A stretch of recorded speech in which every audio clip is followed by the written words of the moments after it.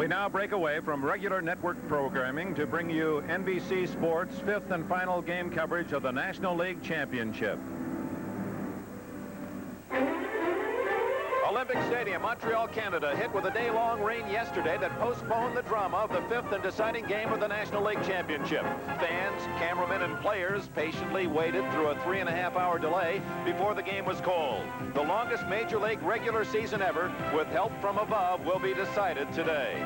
Ray Burris, a 9-7 record during the regular year, will start the most important game of his life, pitching for the pennant against a man and a team he beat in Game 2, the Dodgers' Fernando Valenzuela, whose screwball baffled opposing hitters all season long. The 20-year-old Valenzuela asked to climax a brilliant year by winning the National League Championship. The winner sails to New York for a World Series date with the Yankees.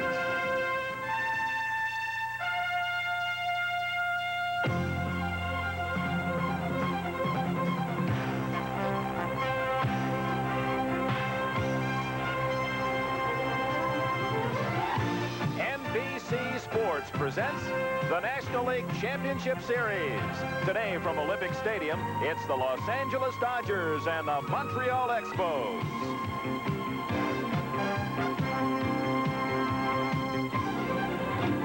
The National League Championship Series is brought to you by Ford and your Ford dealer, who invite you to test drive the 1982 Ford cars and trucks. By the Miller Brewing Company, brewers of Miller High Life. If you've got the time, we've got the beer. By GE. At GE, we bring good things to life.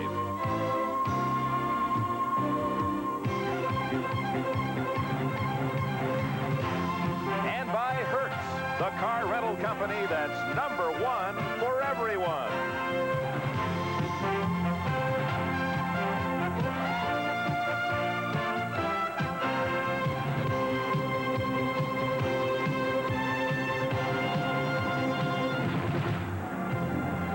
Olympic Stadium, Montreal, the scene for the final game of the 1981 National League season. The Dodgers and the Expos fighting for a chance to go to the World Series. It's gray and cold and drizzly in Montreal. Temperature around 45 degrees. Hello, everyone. Dick Enberg along with Tom Seaver. It's been our pleasure to call all of the National League playoff series, and we hope you've enjoyed them on NBC, and hopefully we'll get in the fifth and decider today. Now, the 24 hours after the rain delay yesterday, let's go to the pitching, and how does it affect, and who does it affect most? Obviously, the two pitchers get an extra day's rest, which they both can use. They'll both be pitching on the fifth day now, but I think if it affects one pitcher more than the other, it's going to affect as a benefit to Fernando Valenzuela. That may be negated, though, Dick, by the fact that this is going to be the coldest day, temperature-wise, that we will have had in this league championship series. Of course, we're interrupting some of the soap opera schedule, usually seen on Mondays on NBC, Days of Our Lives. Well, you talk about the days of our lives. Ray Burris, that man, Fernando Valenzuela, the most important games of their careers, one a rookie and Burris a seasoned veteran. They go at it today, pitching for the pennant. And we'll have the starting lineups from Montreal right after we pause for this word.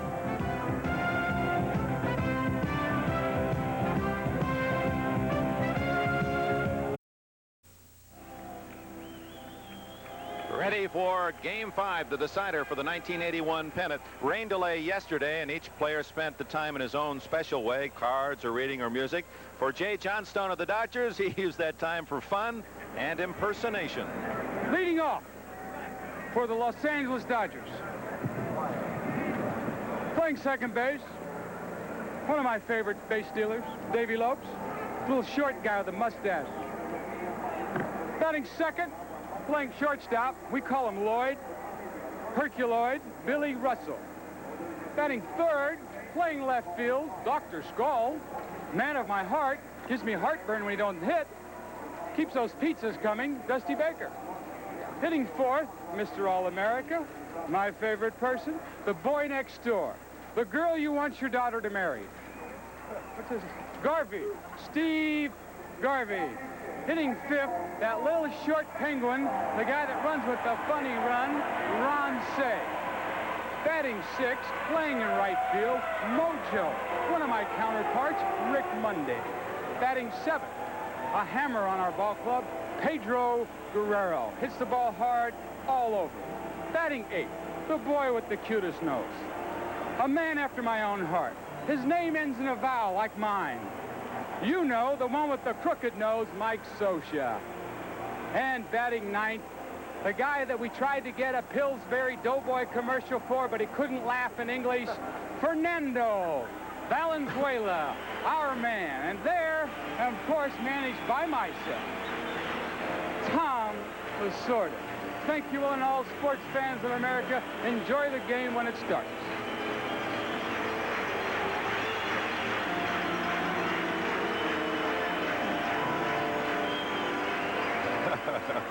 Right down to the waddle. Jay Johnstone with the starting lineup for the Dodgers. Montreal very seriously taking their defensive positions. Ray Burris on the mound. Gary Carter behind the plate. The infield of Larry Parrish at third. Chris Spire, the shortstop. Rodney Scott at second. And Warren Cromartie at first base. Tim Raines in left. Andre Dawson, the center fielder. And Jerry White in right. That is not snow falling at Olympic Stadium, but the fans recognizing this is it for the pennant. Of course, they all hope they'll be entertaining the Yankees for World Series Day, dropping leaflets and paper, celebrating the mood of the day. And here's the starter, Ray Burris. He beat Valenzuela 3-0 in Game 2. He said then the biggest win of his life, and now he tries to repeat it today, Tom Seaver. Well, Ray Burris, 6'5", 195, 200 pounds, Dick. It's just a super ball game out in Los Angeles. His numbers this year, probably the best earned run average. He's had the best earned run average he has ever had in the big leagues. He's 9-7 lifetime. He's 72-83. There's his manager, Jim Fanning. The game that they've been looking for all day, and he's looking for the same kind of game out of Ray Burris that he got out in Los Angeles. He changed speeds very well, set up his pitches very well. He pitched a pitcher's game out in Los Angeles. He was just absolutely super. Now, this is the game where you want a man to take the ball. I know this would be the kind of game you'd like to pitch, and you did work the final game of the playoff series against the Reds in '73. I guess you can empathize better than any of us how he must feel out there about to start the first pitch. You don't stay nervous long, do you? You take that nervousness up to game time. We talked about it last night during the rain delay, and one thing that happens, you're just glad you begin to start the physical activity because that burns off that excess energy that builds up prior to a game. Ready to go for the National League pennant. The Dodgers and the Expos. Davey Lopes leads it off. Ball one. And as we start play, high overhead Olympic Stadium, it appears the sun is trying to burn its way through the overcast. Temperature in the mid-40s. Lopes 4 for 14 in the series. Ball two. Harry Wendelstedt behind the plate. Joe West at first. Paul Pryor at second. Harry Gregg at third. Paul Runge on the left field line. And Dutch Renner down the right side. 2 balls and a strike. The crowd, of course, not as large as it was yesterday when they expected over 40,000. Although many seats have been sold, this is a work day. Many folks who had traveled hundreds of miles to be here yesterday had to return home. So we would say in attendance around 25,000. 2 balls and a strike. Every pitch meaning so much. On the infield, no. It's Carter behind the plate. 1 away.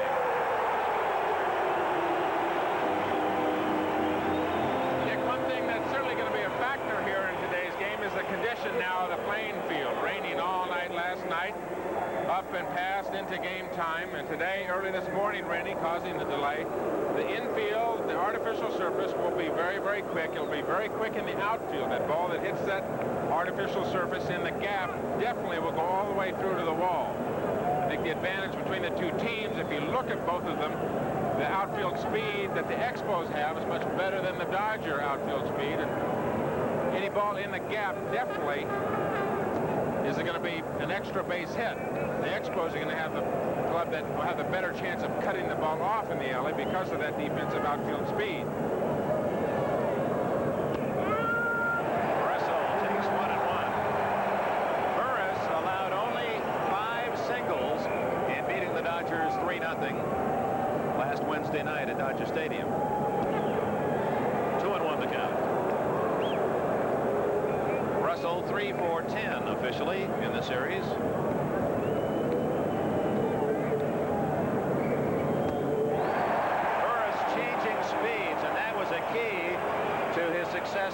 Dodgers in the last appearance. He was so successful against LA out in Los Angeles. Off speed, and he kept his curveball right down there all day. And if he does that, there's a ground ball into the right field corner, and Russell has at least 2. White, now he's going to go for 3 and makes it. So White seems somewhat casual in going after the ball in the corner, apparently protecting against the ball hitting that curved boards down there, and in the process Russell just kept right on it going. Russell taking a defensive swing, just putting the ball in play and contact. Now that's one of the most difficult areas of this ballpark to play. That corner of that outfield fence is curved much like a hockey rink, and you have to be very defensive in going after the ball, Dick. That's why normally it looked like it probably been a double, but White had to play defensively. There's a good shot at that part of that outfield fence is curved there, and that's why Russell got a triple out of that. So Dusty Baker with a chance to give the Dodgers an early lead. A fly ball would do it. The infield shortens up. Their play would be at the plate. And a light rain begins to fall. Baker 6-for-15. The Dodgers' top hitter during the season. .320 average. So Parrish, and that won't do the job. 2 away.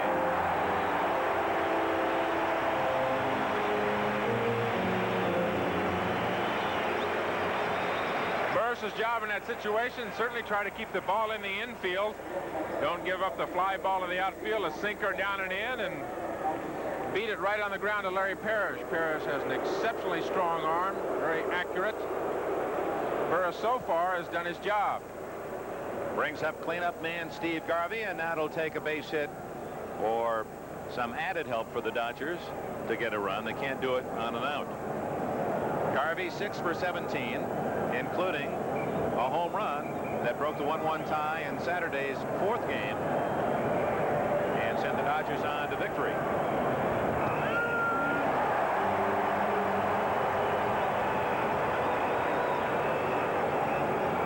In the entire National League playoffs this year, only 3 times have the road team won. The Expos won at Philadelphia in Game 5, turned their right into the championship series. They won with Burris at Dodger Stadium, and then the Dodgers won here Saturday. 0-2 the count. All the rest of the time, the home field advantage has been apparent. And Montreal hopes that's the case today. The Dodgers in turn feel that they have the pitching advantage, that Burris will not be able to beat Valenzuela 2 straight. Don't tell that right-hander that's the case. He feels he's on his way to the World Series.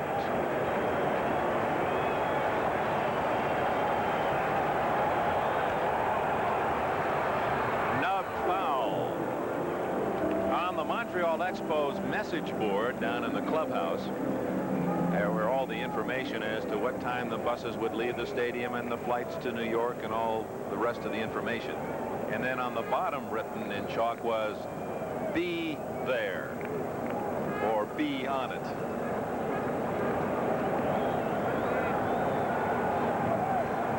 The Yankees in a delightful position of having 4 or 5 days to get all their rotation in order and rested. These 2 teams will come in after a frenetic 5-game plus series. 1-2 the count.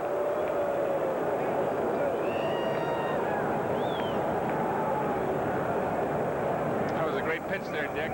Throwing those off-speed pitches down and away to Garvey, and he came back inside with a fastball on the 0-2 count. Right back to Burris. Burris was fortunate. He was falling toward the first base foul line, and the ball came right to him. Burris set the pitch up perfectly. It's a slider down and away. In the previous pitch, he'd thrown into Garvey, the fastball inside. Good pitching by Ray Burris. He pitches around a 1-out triple by Russell. No score Dodgers. Montreal coming up. For the Montreal Expos against Fernando Valenzuela, they'll bat in this order. Tim Raines, the speedster in left field. He's the key to their success. Has to get on base. Rodney Scott will bat second and play second base. In center field, still no RBIs in the playoffs, Andre Dawson. The catcher hits cleanup. Gary Carter has hit safely in all 9 playoff games. Larry Parrish batting 5th and playing 3rd base. Switch hitting right fielder Jerry White, the hero in Game 3, will bat 6th. At first base, they sparked the effervescence of this Montreal team, Warren Crow Marty. Batting 8th, the veteran shortstop Chris Spire. And on the mound, Ray Burris. Defensively, the Dodgers deploy in this manner. Valenzuela and Socha, the battery, with Say at third, Russell the shortstop, Lopes and Garvey on the right side, Baker in left, Guerrero in center, and Monday is jogging in from right field toward the Dodger dugout. Now, it may be that just in case that sun is about to break through, he doesn't want to be caught without some glasses and lose a pennant because of a ball being lost in the sun. We'll see if that's the case. Yes. There's the sunglass case. That's kind of being optimistic. Bring those out today, isn't it? Fernando Valenzuela, 13-7 with a 248 earned run average. Not a whole lot you can say about this young man that has not been said already. 192 innings pitched. The statistic I like, 192 innings pitched in the 3rd. 140 hits. 140 hits. 52 less per inning. That is really exactly right. If you just study and look at that number, that's just an indication of the number of low hit games that he's had during the course of the season. Switch hitting Tim Raines against Valenzuela. In Game 2, Raines had 3 base hits, 2 singles and a double, and an RBI.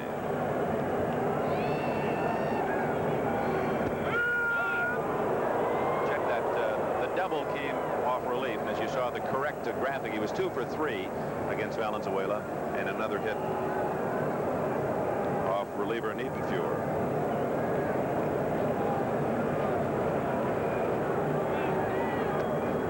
The screwball, 1-2. Screwball that he would throw at different speeds too, Dick. He can throw it hard, he can throw it softly, in and out. Good poise, good control. He can get any of his 5 pitches over at any time. No matter what the count, ahead in the count, behind the count, you throw the screwball 3-0, 3-2. It makes no difference to him. There it is again. Threw it a little harder that time, 2-2. The Expos were commenting yesterday that when Valenzuela first came in to play Montreal and beat the Expos, you see the defensive alignment for Raines, the Montreal players felt they were so concerned about the screwball they forgot he has other good pitches, and he really outpitched them. Ball 3. But they felt in turn their success in beating him at Dodger Stadium was to lay off the screwball, make him throw strikes, and hit his other pitches. So they did a complete 360. Count. Raines has not really had a chance to use his speed in this series.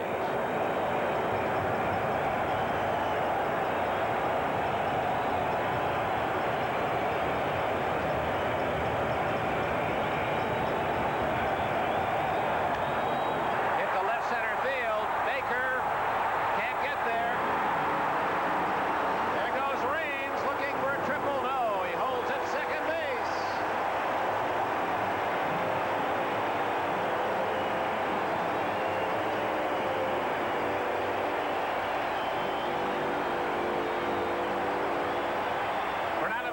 Jumped right out ahead in the count. No balls and 2 strikes, and a very patient Tim Raines ran it to 3-2 and got a fastball. Got it up in the air, but the outfielder was switched around toward right field and hit it just right to get it between Guerrero and Baker. Good play by Baker to get the carom and hold it to a double. I think had there been an out, Timmy Raines might have tried for a triple, but nobody out in this situation playing it a little bit more conservatively. Rodney Scott up next to his job will be to try and get Raines to go to third base. A point that should be made here now, Dick, is that Raines is very adept at stealing third base. He has fine speed and can steal third base very easily. This is normal speed as you look at it. I think during the normal season, Timmy Raines would have gone all the way to third on that thing. who has had more success as a left-handed hitter, but he punches a double to open the Montreal first inning. Brings up Rodney Scott, one of 3 switch hitters in the Montreal lineup. Raines hits from both sides. So does this man Scott, and Jerry White, the right fielder. Trying to hit the right field and fouls it away. It's an interesting little baseball study, this first inning, in that with 1 out, Russell went for the triple where he could have scored on an out. In this case, Raines, with no one out, realizes he can stay at second base, and if Scott does his job, even with an out, Raines can get to third with 1 out and not risk being thrown out. And they'll bunt him over. The throw to third, not in time.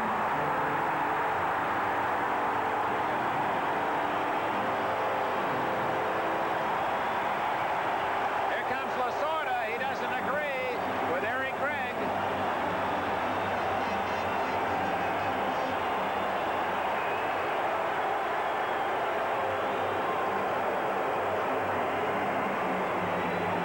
Consider Valenzuela the best fielding pitcher on their team, and this is a catcher's call. Socha calls third. Valenzuela looks up, immediately throws. You certainly look safe to me, Dick. Another shot of Raines coming down the line. This will give us a better look at the tag play. Oh, he's in there. He's safe. Good call. 3 terrific angles, gentlemen. Our NBC camera crew right on that play, and a very crucial one it was. Say argued, a light argument from Lasorda, but no argument on the replay. First and third. Credit Scott with a sacrifice fielder's choice. No time at bat. Andre Dawson. A superb player, but very quiet, silent, Matt, in the playoffs.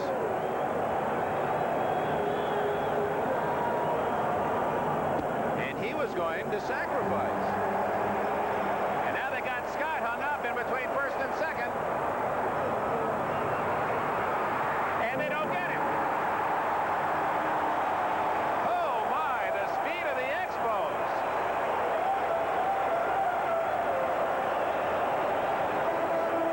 Raines is such a threat at third. You had to keep one eye on him, and Scott in no man's land still able to get out of the pickle. Boy, if you don't think that speed puts pressure on the defense.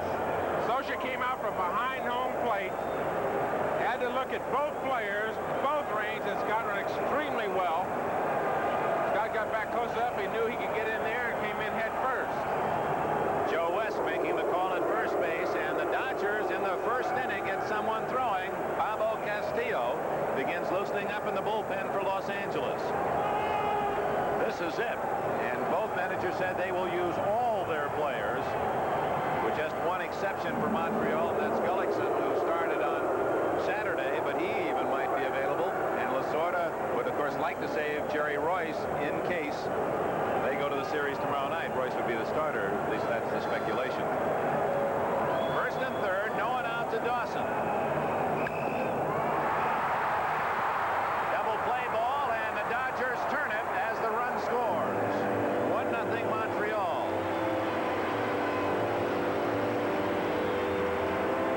So Dawson is still without an RBI.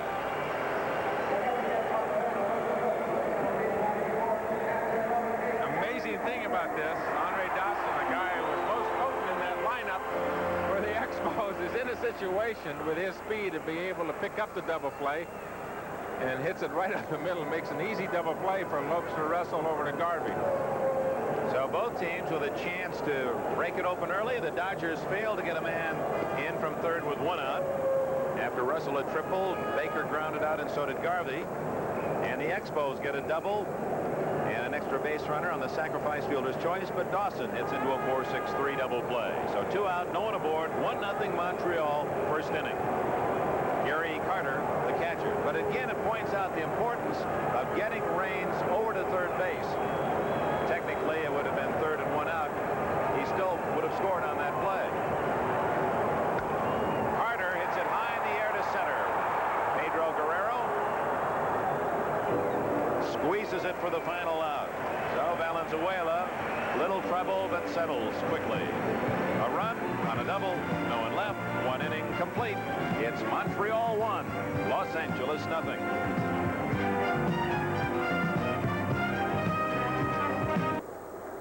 O'clock Thursday night, another Bob Hope special. Know you want to be along.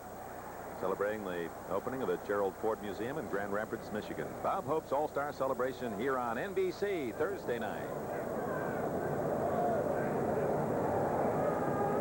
Ron Say, Rick Monday, and Pete Guerrero to face Ray Burris in the second inning. Burris now pitching with a 1-0 lead. Say with 5 hits in 15 at-bats for the entire series as he came off a month recuperative period for that broken wrist. Certainly played as if he's been in the lineup all along.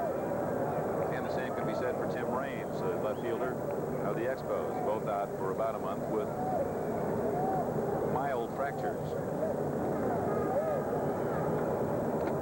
Off speed, 1-2. Nick, looking at both pictures, Burris pitched extremely well in the top of the first inning. Got a runner at third with 1 out, got out of it with no runs. To Fernando Valenzuela's credit, first and third, nobody out. Situation very difficult for a pitcher. Gets out of it with just 1 run. That's a mark of good pitching on both sides.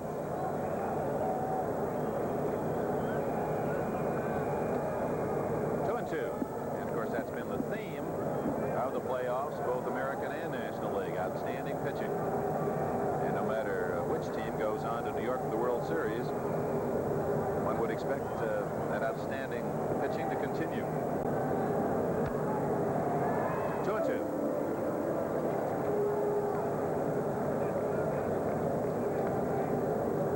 See Monday and Guerrero coming out of the dugout, waiting their turns here in the second inning.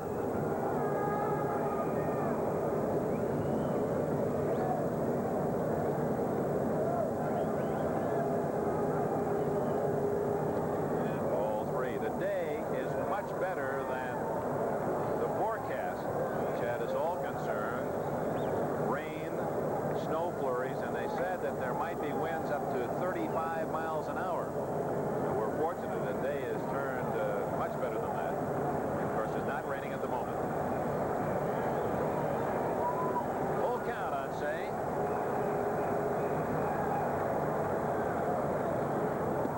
And he's aboard. Burris, he walked just 2 men in the victory against the Dodgers in Los Angeles. Walks the leadoff man here in the second inning after he was ahead 1-2.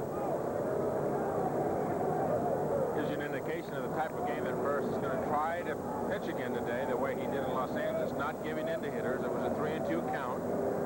Ron Say with good power in terms of the breaking ball. Looks like the hot slider was high out of the strike zone, but didn't give up and just come in with the fastball. Monday starting game 4 after being on the bench the first 3 games.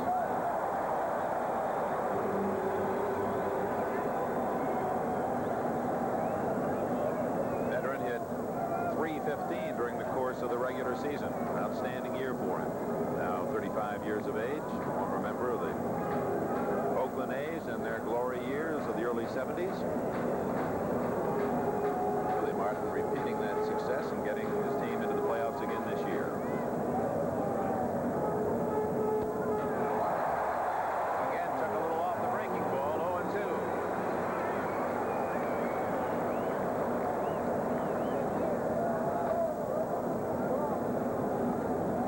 Burris is 6'5", 195 pounds, 31 years of age, lives in Hackensack, New Jersey.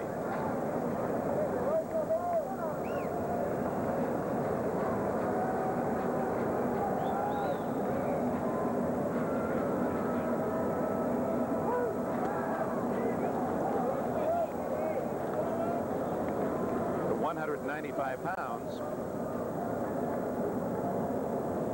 is the spring training weight. In this time when athletes, like so many of us, are conscious of their weight, keeping the weight down, Burris has admitted that part of his success is putting weight on. He's put on 15 pounds. He said he's just been eating more, feels stronger. Not by much did that one miss. 2-2.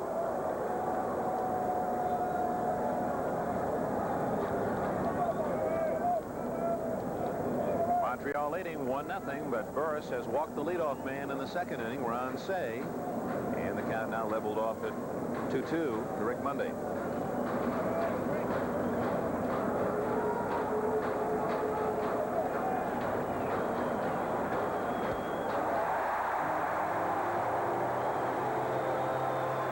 As they say in the dugout, he got into his kitchen with that fastball. He got ahead of Rick Monday with 2 off-speed pitches and came back with 3 fastballs. A good pitching. He set that pitch up well. Got the off-speed pitches down and away and tried to come back in. Missed on the first one, maybe a setup pitch. Missed on the last pitch, and then boom, that one right there, perfect pitch for Rick Monday to strike out on. That was a fine exhibition of pitching by Ray Burris. Good execution and knew exactly what he wanted to do and went ahead and did it.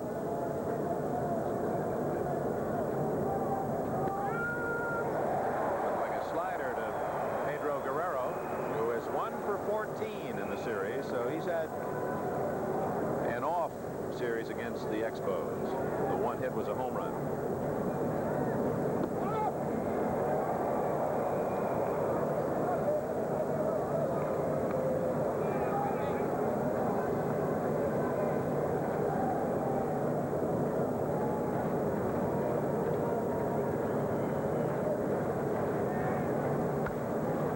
Could be 2.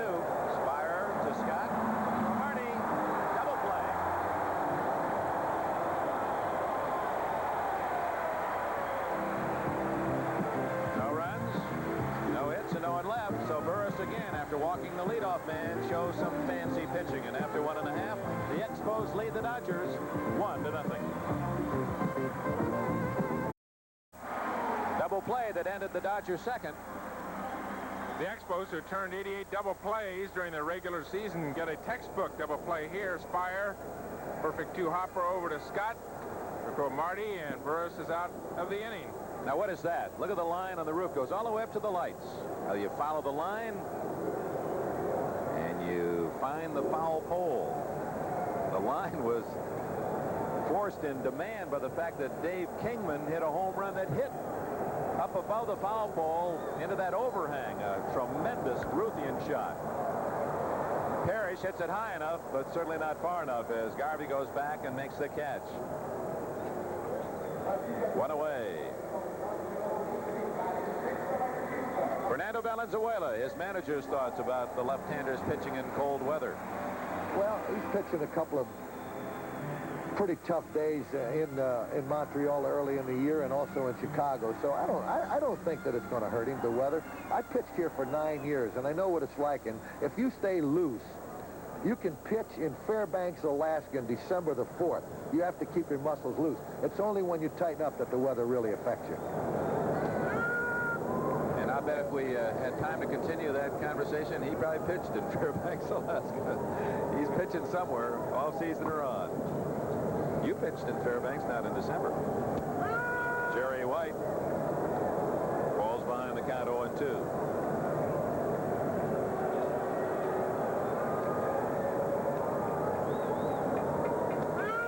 1-2-3. That simple. Didn't get the bat off the shoulder. Let's pause briefly for station identification. This is the NBC Television Network. This is Channel 5, WPTZ, Plattsburgh, North Pole, Burlington. Talking about the cold, Dick, what a pitcher can do. The most important thing is to try and keep your back as dry as you can. Change those sweatshirts every inning or two. Keep a little Alvaline cream or a Vaseline kind of covering on your back to keep the wind off of it. Cromartie, an easy 2-hopper to Lopes. And Valenzuela works an easy 1-2-3 second inning.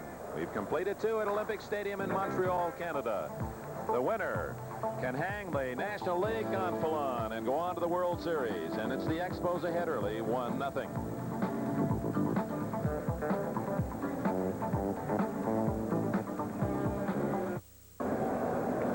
At Heater in the Montreal dugout, very popular spot.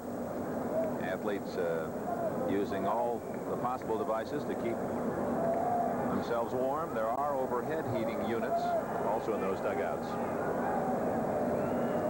Mike Scioscia, then the pitcher Valenzuela, and the leadoff man Lopes to face Ray Burris. Top of the 3rd, 1-0. Montreal leads here at Olympic Stadium. Dick Enberg with Tom Seaver. Series scheduled to start tomorrow night in New York. The first 2 games will be hosted by the Yankees, the next 3 by the National League winner. Foul hit hard by Scioscia.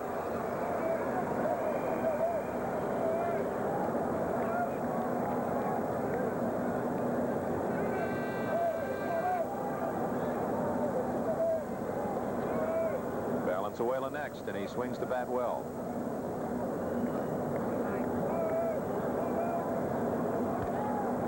Excuse me, foul. You saw the graphic from Game 2 that Scioscia was hitless. The only 3 men that had hits off Burris in Los Angeles were Dusty Baker and Bill Russell, 2 each, and Garvey 1, all singles. So the right-hander Montreal paraded through the Dodger lineup rather easily. 1-2. Now, as you pointed out, have us all looking at this game more closely, Tom Seaver. There's a fastball out of the strike zone. Got to figure now he's used that to set up this one. Well, they can come back with 2 pitches. You can set up 1 pitch to set up the same kind of pitch. Came back with a breaking ball, pulled into foul territory, and it'll be a souvenir. You can use certain things, use 1 pitch to set up the same kind of pitch or change speeds on the next pitch. It's that every pitch that you throw up there does not have to be a strike, obviously. Bert Hooton gave us a good example of that in the 2 games that we've watched him pitch here in this championship series. Burris certainly pitching to fine game-changing speeds out in Los Angeles. Pitching. The difference between pitching and throwing. There's a purpose for every pitch that he throws up there. That's fouled back.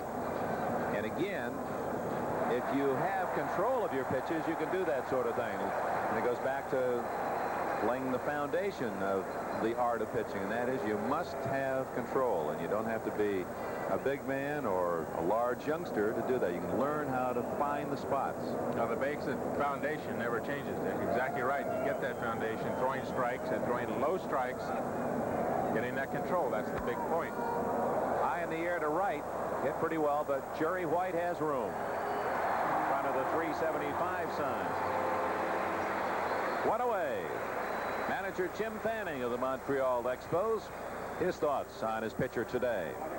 Well, Burris, when he beat the Dodgers in Los Angeles, allowed about 3 or 4 well-hit balls, and the rest were pop-ups, easy ground balls, and I think he has to pitch the same kind of game, off-speed pitches, low-breaking balls, spot the fastball, and he ought to have that all well prepared in his own mind. Some question around Montreal whether Jim Fanning will be back as manager next year. I look at it in the Dallas Green syndrome. Dallas Green, of course, coming down from the Phillies front office to manage the Phillies to a world championship last year. Jim Fanning has come out of the front office to take control of this Expo team and led them through their series with the Phillies, and here in the Game 5, the League Championship Series. He said he's a company man. Dallas Green said he was a company man. I think he'll be back next year. Valenzuela on an 0-2 pitch, rolls out to second, and there's 2 away. And there's no question when he looks you in the eye and with that face of Fanning's, and it just exudes sincerity, that if they say back to the farm office, that's where he's going to be. And if they want him to be manager, he will. I wonder, the rumors you hear around is that basically he went down there just for September in the playoffs, and that he really would go back to something he does very well, and that's finding young talent and developing it. But if he gets him into the World Series, it's going to be tough for him to go back upstairs. That's the same thing that Dallas Green said last year. Same kind of, I'm coming down. I'm not, I'm just going to fill in here and help out. But the sincerity that Jim Fanning does have when you do talk to him about being a company man, you know that he's 100% sincere. And he told us that first day that we came in here during the divisional playoff series that if they want me down here next year, I'll be down here. I'm a company man. John McHale wants me down here to manage his club. I'll manage it. He wants me back upstairs. I'll go back upstairs. Which you'd like to have an employee like that. That's why they're successful. And they've had Fanning in the organization for some time. Lopes rolls foul. And one of the reasons why in the 1980s, the Montreal Expos are a team that just is going to be measured with high success. They've got fine young talent now, and they have a lot of good talent developing. This is in a one-time playoff. We're going to see the Montreals around for a long time. Broken on bat. Chance for Spire, but Lopes runs well. Gets him by a half stride. Burris works a 1-2-3 third inning to the delight of this Olympic Stadium crowd. Middle of the third in Montreal. Expos 1, Dodgers 0.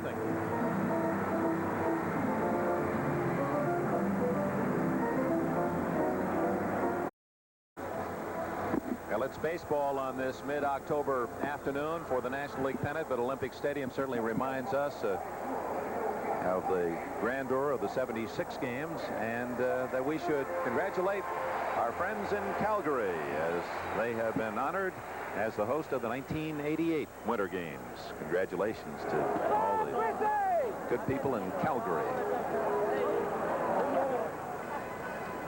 Montreal up, last of the third inning. Spire, Burris, and Raines against Valenzuela. 3 for 13 against the Dodgers. Ball 1.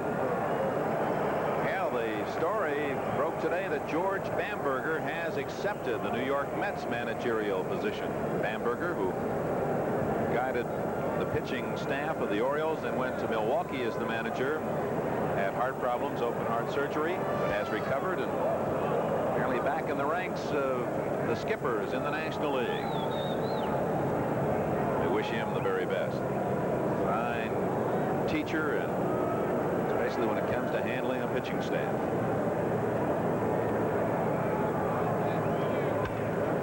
Hard hit ball. Russell with quick hands and throws him out.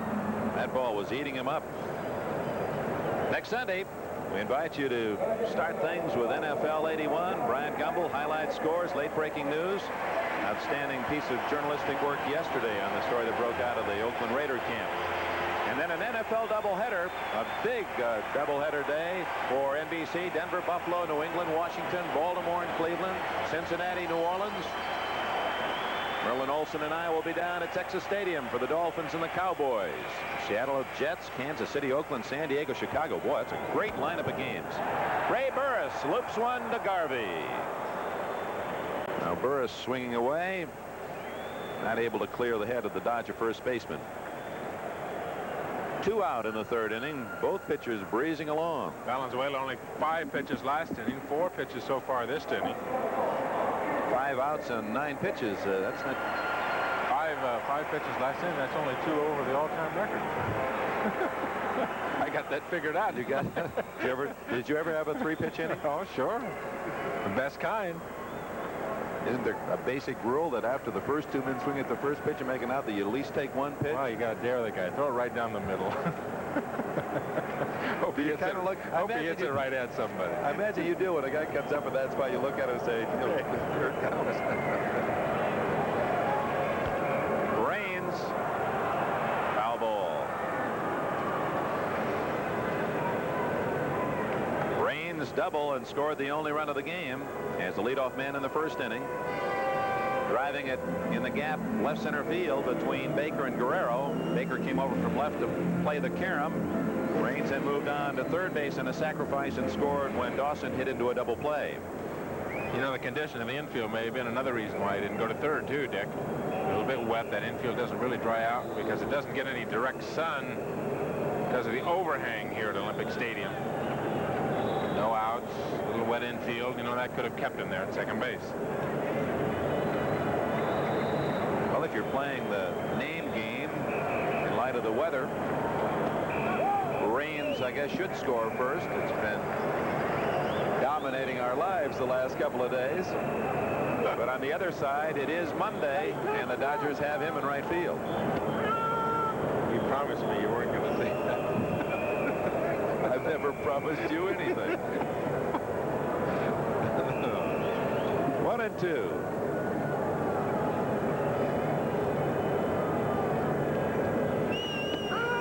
With a good fastball on the inside corner, and that's what Valenzuela will do, looking for that screwball away. The hitter sometimes can miss that fastball on the inside edge. It is the second strikeout for Fernando, and after 3, 1-0 Montreal.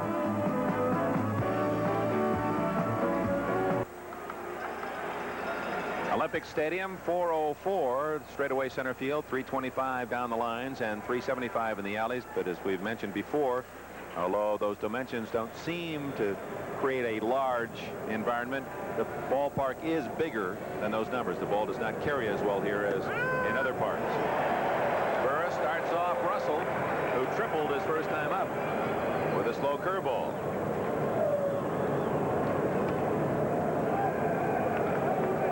Russell in the situation, Dick, has got to be a very patient hitter. That's what he's trying to do.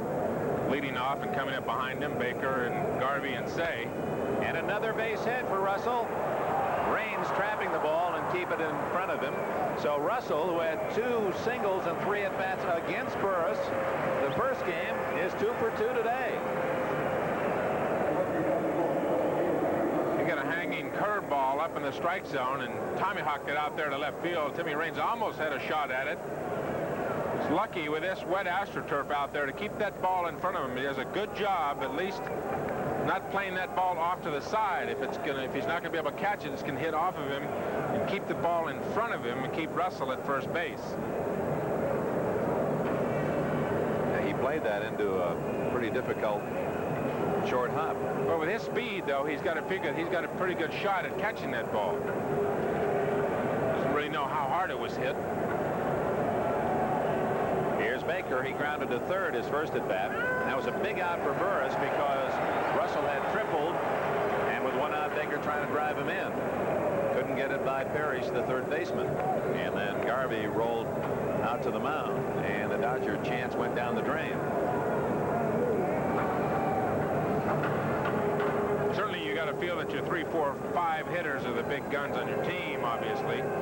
You look at the numbers for both teams. The Dodgers are 17 for 47. They're 3, 4, 5 guys. Baker, Garvey, and Say. The Expos 13 for 45. Pretty even there. The difference in RBIs. The Dodgers 3, 4, 5 hitters have 8 RBIs. The Expos big guns really only have 2 RBIs. Hey, you've been doing your homework. Oh, I got some good stuff here today for you, pal. I'm going to amaze you.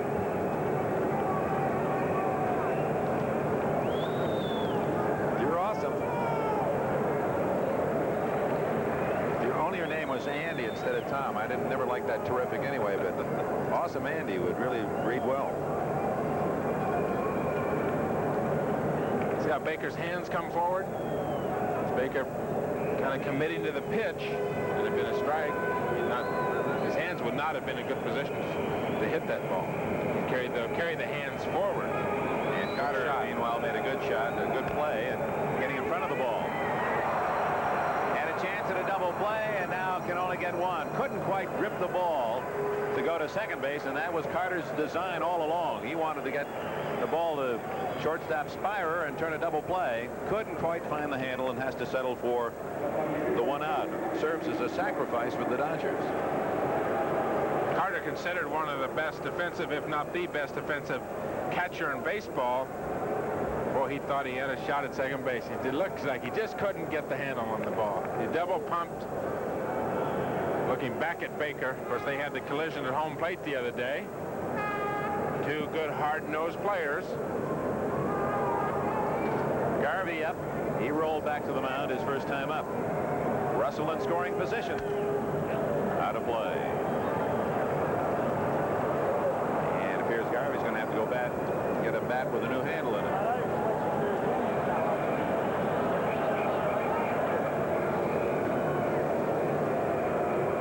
Sometimes you wonder if Steve Garvey doesn't go back and get another forearm, the way that he's so strong and seemingly can fight the ball right off his fist. You swear that sometimes he'll swing the bat and the ball doesn't hit the bat. It's his forearm, and he'll dunk a little single into right field. His teammates call him Popeye because of the size and shape of his forearms. He looks so big in uniform, and then when you meet him in person, he was with us last night after the game. You're kind of amazed at how he isn't very tall. He doesn't look as big and strong when in a dress suit. Oh, he is powerful. 1-1. You saw him go to that pine tar rag that accompanies whatever in the on-deck circle. A little stick 'em on the hands or gloves.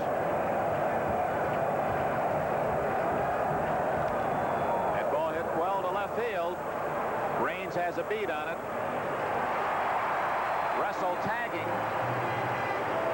And into third on the second out of the inning. Garvey just missed as he sent Raines to the warning pad. Steve, a very compact, short swing. The ball looked like it was hit better than it actually was. He was out in front just a little bit. Burris had been throwing fastballs in. He broke one bat, came back with another fastball, and Steve adjusting to trying to get out in front a little bit more on the fastball. Burris took something off and hits it to the warning track. Hit it good, but hit it to the warning track.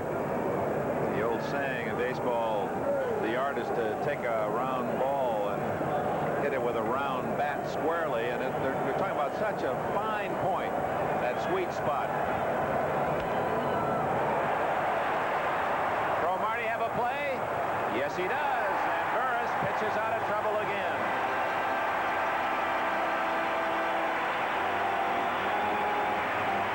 No runs, one hit.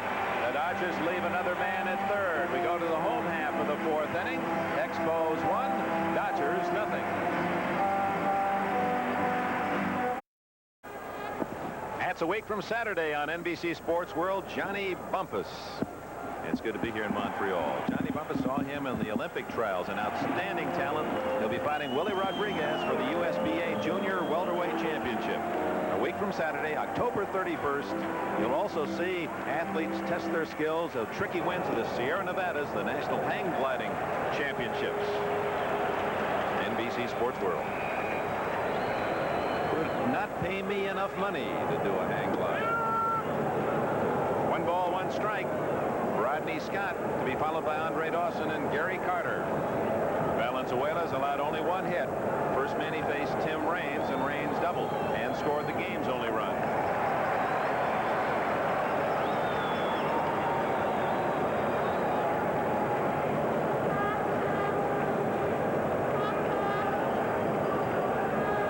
Scott regarded as a better hitter right-handed than left.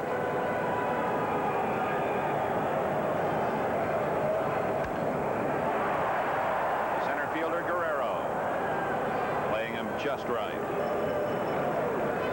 1 out in the fourth inning.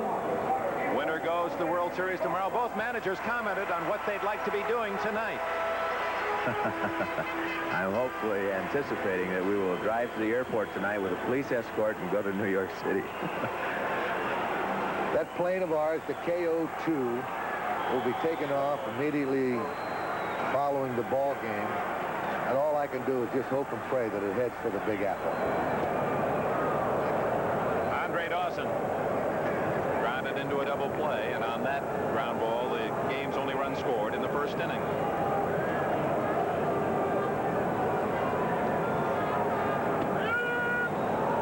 Boy, Valenzuela really hitting that inside corner the last couple innings. Just 20 years of age, Fernando Valenzuela from Sonora, Mexico. Out of play.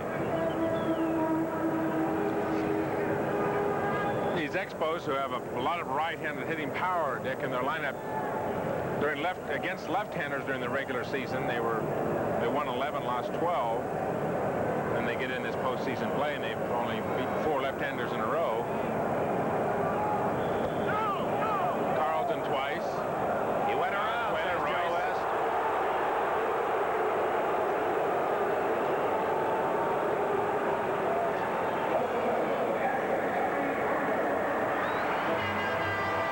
A screwball here with 2 strikes. You can see the bat coming across the front of the plate. A good call made by Joe West down at first base. But the point about the left-handers that they have beat haven't been slouches by any means. Carlton twice. Valenzuela. Royce, many people think of them the best in the game. Another shot of that umpire help, 3rd strike. Joe West calling it at first base. I think they're a little tougher in the National League on that call than the American League. American League umpires can give you a little more of a check swing. Well, you don't get much of a check on this side. Gary Carter fly to center field his first time up. You can can see that bat hit come out in the front of the plate. The umpire's going to call it. See, now he went all the way. Look at Gary Carter's face. He turned away, didn't want to look at the umpire. A little bit of a salesman on that, but you know, if he'd hit that, might have gone out of the park. Oh, come on. That's what you yell from the bench. You never know. If you'd made contact, you'd hit it out of here.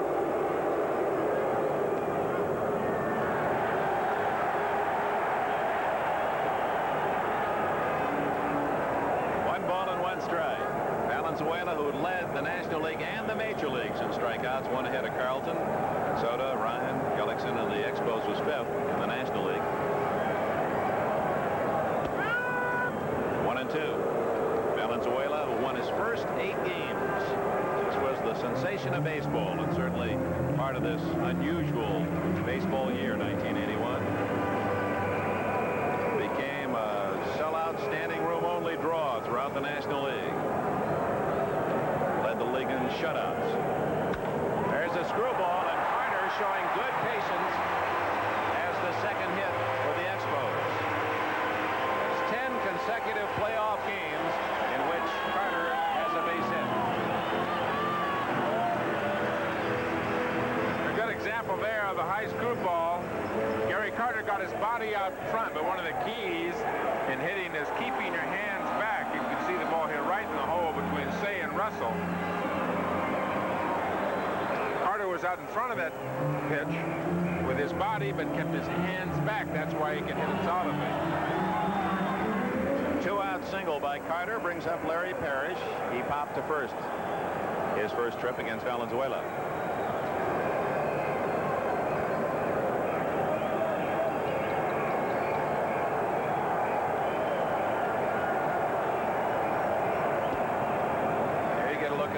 Of the screwball. Yes, probably got its name early on because it was a screwy pitch to see. You're used to the curveball breaking away from you. All of a sudden, here's a left-hander whose curveball normally breaks into a right-handed hitter, throwing it the other way. Carl Hubble, former great for the New York Giants, was, I guess, one of the first to be recognized for that pitch. Did you ever try to throw it, Tom?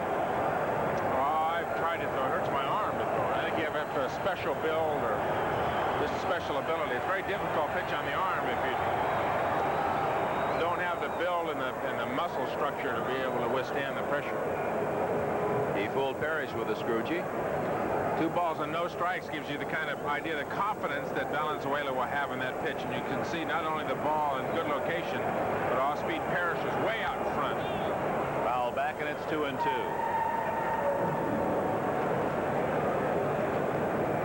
Some feel that when you have a man that throws a screwball as well as Valenzuela, that maybe a left-handed hitting lineup is better than right-handers. And that screwball comes in a more natural way.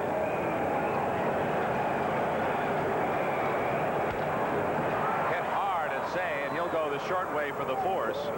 So Parrish stings the ball for an out, and the Montreal Expos are going in the 4th inning. No runs a hit. They leave their first man of the game. Approaching the halfway mark, and this the final game of the season. 1-0 Montreal. We'll be back after these messages from your local station. Seems like eons ago that the Yankees wrapped up their half of the championship series, beating Oakland 3-1 and 13-3 at home, and then the final game shut out 4-0 out at Oakland. So the Yankees once again in the series. Here in this series, Dodgers 5-1 in game 1 behind Houghton. Then Burris beat Valenzuela 3-0. Then the scene shifted here to Montreal, where Montreal on Jerry White's 3-run homer won 4-1 in game 3, and the Dodgers with a late attack, breaking a 1-1 tie in the 8th and winning on Saturday 7-1. 1-0 Montreal, each side with 2 hits as we go to the 5th inning. And thus far, Burris working on a string of 13 consecutive scoreless innings against the Dodgers.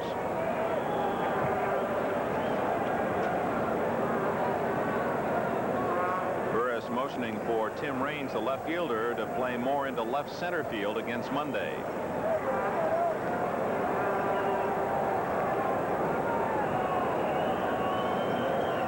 Monday took a 3rd strike first time up. He's had some good cuts in the 2 games that he started. It's funny with think Rick, when he sees that pitcher move that left fielder around and to a pull position for a left-hand hitter, that, well, I might be getting some more off-speed pitches here. You got to think that Burris is going to throw them anyway, but sometimes if you don't get that outfield organized, Rain's calling timeout in left field again. There's some paper loose out there. Oh, there's an imaginative fan. Brings out play on words. Sometimes if you don't get your outfielders organized where to play defensively, if they don't know beforehand how you're going to pitch to certain individuals, and then you have to move them, you're tipping your hand, perhaps. Might be tipping your hand, exactly right. You can always try and decoy a hitter by doing that. In other words, if, let's take the reverse, had Burris motion all of his outfielder to play Monday not to pull, then he may have been telling Monday, hey, I'm going to try to get you with heat. Throw the hard stuff away. That's exactly right. Many hitters you see when they walk in the box will check the defense. And sometimes that will give them a clue on how a pitcher might try to work against them. Well, you saw the outfield dead to pull against Monday. And another off-speed breaking ball. The count is 0-2.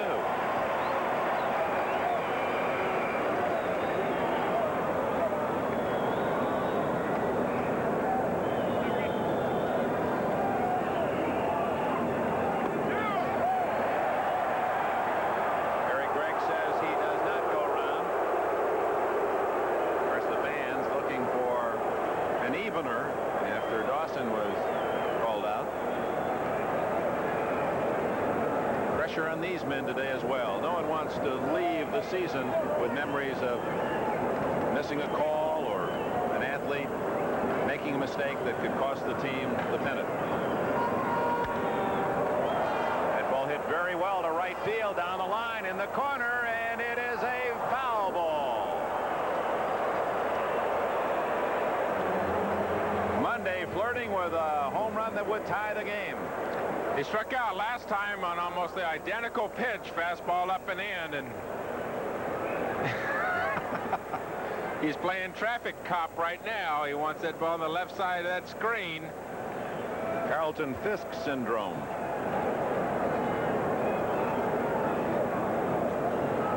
Those hitters, they swing, and you pitchers hear them. Get out of here. Get out of here. What are you saying? Can't tell you. You can't tell me a lot of stuff.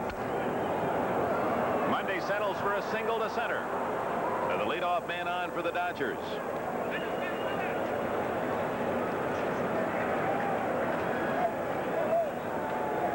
Now Raines with 2 hits, or with a hit and a run, and now Monday with a hit.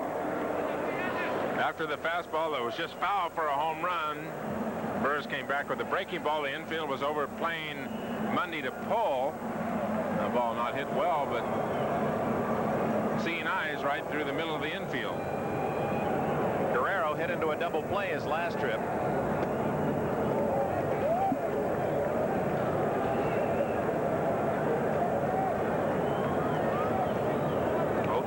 Home run was the last hit and the only hit he has in the series. There goes a runner. Skipper Tom Lasorda of the Dodgers plays a little hit and run here in the 5th inning.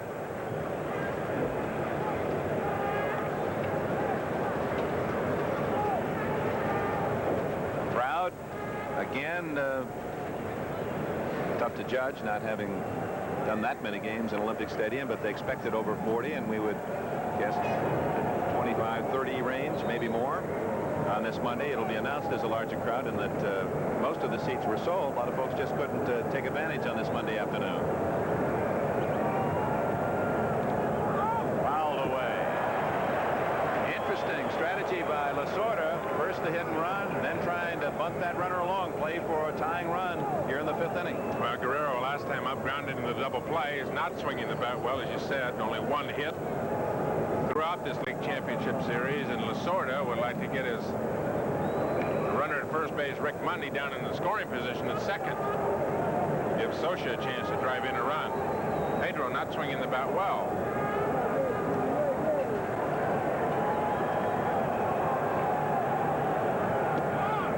Tried to get him to chase that breaking ball, which he has done in this series. 2-2. struggling throughout this series so far, but he is so strong. He's the kind of guy that can come out of it on one pitch. No one out. Monday at first base. Out of play.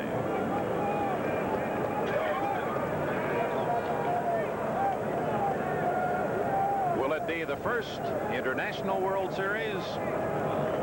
Montreal and Canada against the Yankees of the United States?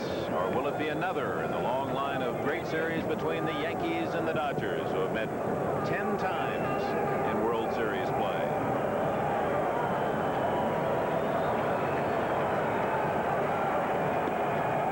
And the count now 3-2. Well, this is decision-making time. 3-2, runner at first, no outs. What do you throw? Burris not normally a strikeout pitcher. Monday's got decent speed. They've already tried the hit run. They've already tried the bunt. Figures he's going.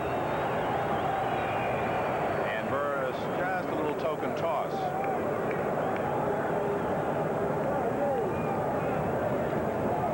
This is the situation where a pitcher has to have the confidence in that breaking ball if he really wants to throw it. If you don't throw it, if you do throw for a ball, then you really dig yourself a hole. Throw a fastball, you give in to the hitter. He goes, and it's a base hit to right center field. Monday will make it to third easily on a long single by Guerrero. Looked as if he got a fastball. So the Dodgers first and third and no one out in the 5th inning. 3-2 in the count. It just swings everything. The percentages swing in favor of the hitter, and it was looked like a high sinker, Dick. Trying to get the ball probably down and in. Wanted the double play. Certainly didn't want to walk Guerrero. And Pete just fought it off and hit it up in that right center field alley. Left-handed hitter Sosha is Fanning checking his lineup card.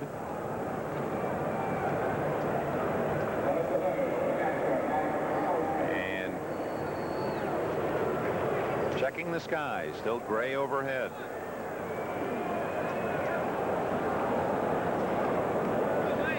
You see Fanning motioning there on your screen. He's talking about a slow hit ground ball.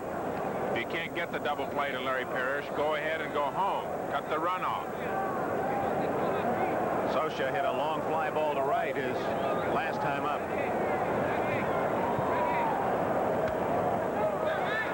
Foul back toward us. Bullpen is busy now for Montreal. Stan Bonson, veteran right-hander.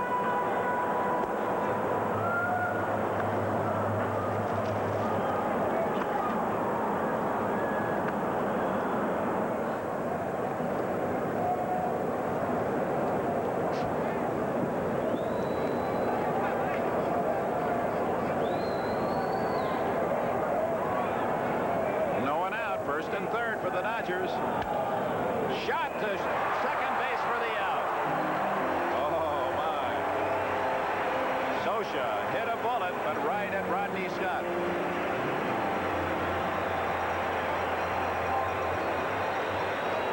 Rick Monday at third base. What your coach at third base will tell you. You see Danny Ozark go on the ground ball. And don't get double up on a line drive. That's the #1 rule of that base runner at third base. Or any base, as a matter of fact, with nobody out or one out. Don't get double up on the line drive. Make that line drive get through the infield. You're going to score anyway. Same for the fly ball. You don't need to get too big a lead, because if the ball's hit in the air and isn't caught, you're going to score anyway, and you want to be sure to be ready to tag up and be flying in to carry that run on a sacrifice fly. Valenzuela again is a very good hitter for a pitcher, trying to help his own cause. And on to second goes Guerrero as Carter goes out and gets the ball, and Burris was covering home plate, the pitcher. So that takes away the double play. It was a situation you normally would think that Valenzuela would be bunting. Burris does the job for him. Wild pitch, curveball down in the dirt. They know that Valenzuela can swing the bat well. Even starting the pitcher off with a breaking ball. Infield now will play in. Of course, there's a little risk in that as well because if Valenzuela gets a bat on the ball sharply, he can get 2 runs on a single now. And of course, the Expos also have to be alert for a possible squeeze play. 1-0 Expos, 1 out in the 5th inning. Ball 2.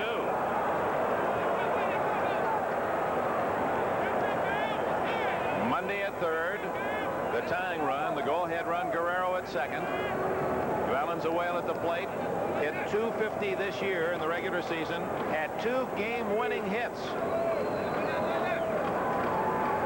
Now, this isn't an automatic out. You've got to pitch to Valenzuela. Hard to tell whether he was just taking a pitch and wanted to show the bunt, or whether or not there might have been something on a safety squeeze. Ozark at third. Of course, Monday checking with his coach on each pitch to see if it plays in the works.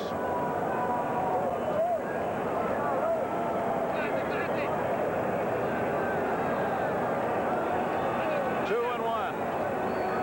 A tense moment. That one slapped foul. So Burris is even on the count of 2 balls, 2 strikes.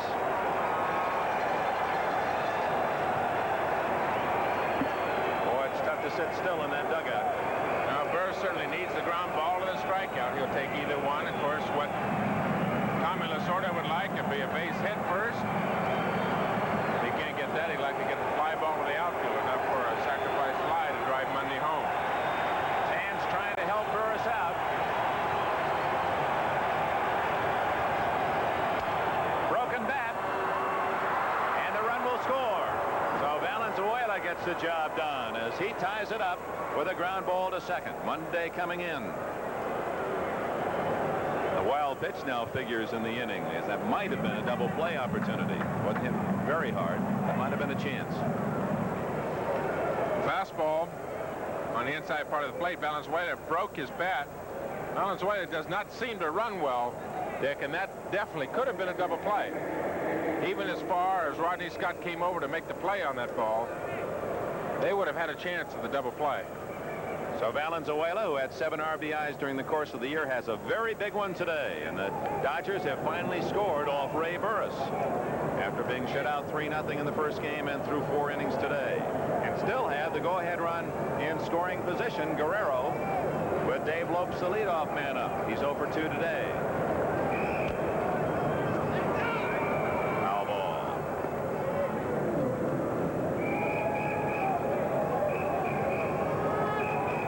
The little things. Wild pitch that moved the runner from first to second, took away the double play, and Valenzuela with the ground ball gets in the tying run.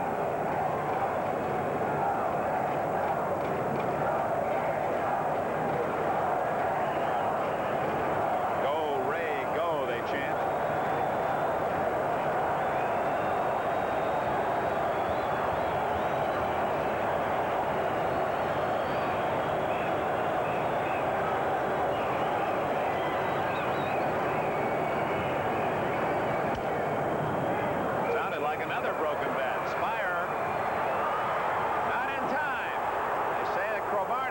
The bag. Bill Lee comes out of the dugout to argue. Umpire Joe West looking at him as if to say, what are you doing? Hit the ball out at the end of the bat, Dick. Burris took something off. Spire had to hustle his throw. Lopes runs extremely well. Good call. Just didn't let that toe go. He tried to do the toe dance with a bag and couldn't maintain contact. Just came off enough. There you can see clearly that he had to leave the bag. You know, split seconds, little timing areas of this game that are so delicate and yet so important. And the Dodger 5th inning still very much alive. And Bill Russell already with a single and a triple off Burris. Plus 2 hits in the first game is the batter.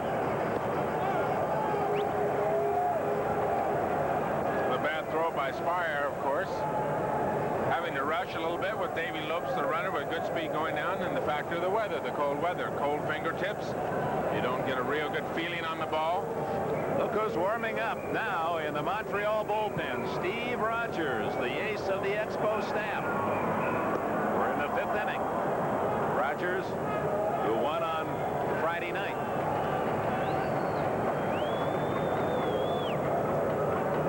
It was Rogers who beat Philadelphia 2 games, including the 5th and deciding game at Veterans Stadium to get the Expos into the championship series.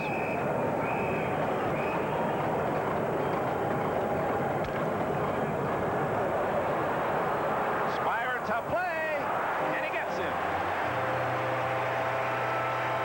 So the Dodgers settled for a run on 2 hits and an error and leave 2. Halfway mark, 4.5 innings in the book, and the game is even at 1. Last of the 5th inning, and here's the final out of the Dodger 5th. The Spire making a fine play, just nailing Russell by half stride to close out the inning as the Dodgers tied it. Singles by Monday and Guerrero, and the ground out by Valenzuela, and after the error by Spire, had a chance for more. In the last of the 5th inning, it'll be Jerry White, Warren Cromartie, and Chris Spire against Fernando Valenzuela. Next Sunday, NFL action. NFL 81 with Brian Gumbel at 12:30. That's the lineup. The Broncos and the Bills, an outstanding matchup. New England and Washington, 2 teams that really have seemed to getting their act together here at midseason. Baltimore at Cleveland, Cincinnati playing New Orleans. And 4 outstanding late games, Dolphins and the Cowboys, Seattle and New York, the Jets on a good roll, Kansas City, fresh from a big win against Denver, at Oakland, Raiders with a win on Sunday, and San Diego's Chargers visit the Bears in Chicago. All on NBC this Sunday.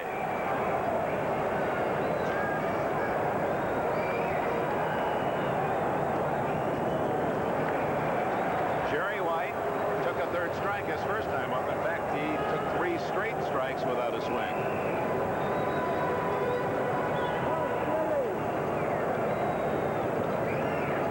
It was White, batting right-handed, who homered off Royce to win the game on Friday night. You know, one thing hitters will do sometimes, Dick, they go up and look for a pitcher's best pitch, even if they can't hit it. It's one of the, I think, mistakes mentally that hitters make sometimes. They'll go look for something that is the most difficult thing for them to execute. Soft pop fly, and it'll be out of play. A good example of how to go the other way on that is Roberto Clemente, the late great Roberto Clemente, used to be going to the plate. If you could make your pitches down and away in the strike zone, he'd give it to you. He wasn't going to look for a pitch that he couldn't handle. He looked for something that he could handle, look for his strengths. And if you were good and you could beat him, fine. Another bat going into the furnace as White is sawed off. You'd have to think that when White came up the first time, taking 3 pitches, that he's looking for the pitcher's best pitch, and really puts himself in the hole. Valenzuela crossed him up with 3 fastballs inside, all taken, and he was looking for that screwball away. Warren Cromartie grounded to second his first time up. Had a key double against Valenzuela at Dodger Stadium.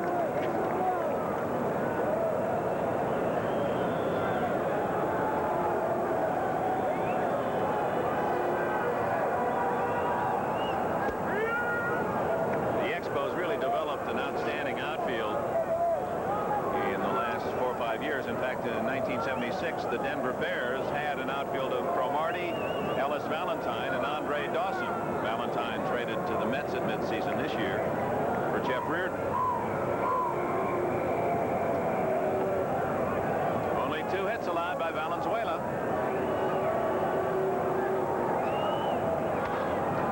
Out of play, and it's 1-2.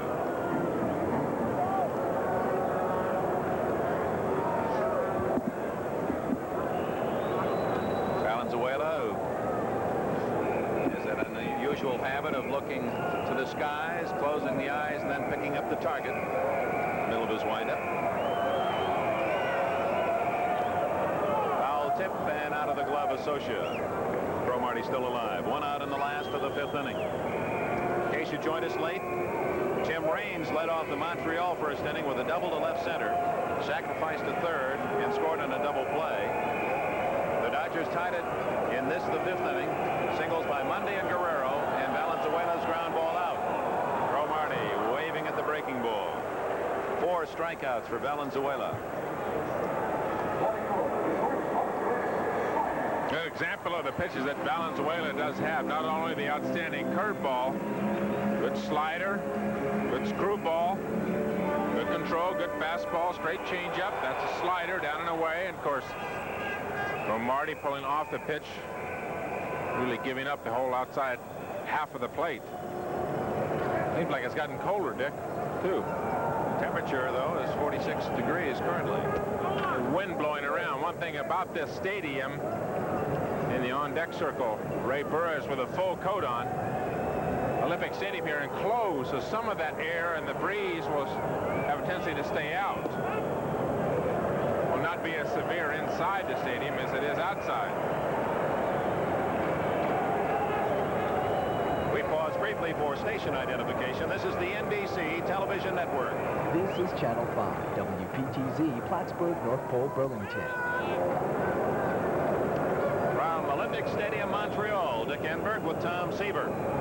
This, the final game of the 1981 National League season. The Expos and the Dodgers fighting for a chance to meet the Yankees in the World Series. Tied at 1, and we're getting down to a precious few innings for the pennant. Spire lines it to Russell, and the inning is over. 5 innings complete. The Montreal Expos scored in the first inning. The Dodgers tied it in the 5th. We go to the 6th inning, even at 1.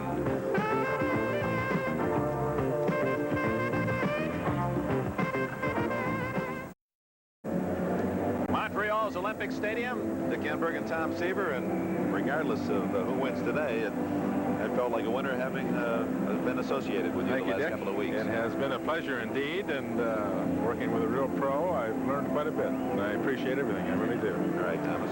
You've really taught us a lot about appreciating this fine game of baseball. Your obvious love for this game has been shared by all of us. We thank our producer, George Finkel, our director, John Gonzalez, all our technicians, cameramen. Outstanding work. The 6th inning tied at 1. I want to send along also our appreciation for the fine work all season long on NBC's coverage of Major League Baseball. Joe Garagiola and Tony Kubek, I know they're watching today, and sometimes it seems a little unfair how scheduling goes. Who's to predict what teams are going to be left in the playoffs, and somehow the Garagiola Kubek team should be doing this game. I understand that they'd love to be here. Baker fouls it away, and it's 1-2.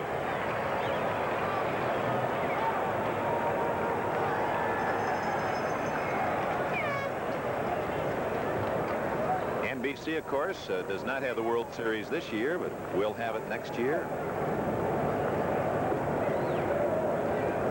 Be a happier season for everyone, hopefully fans and players. Spire gets Baker.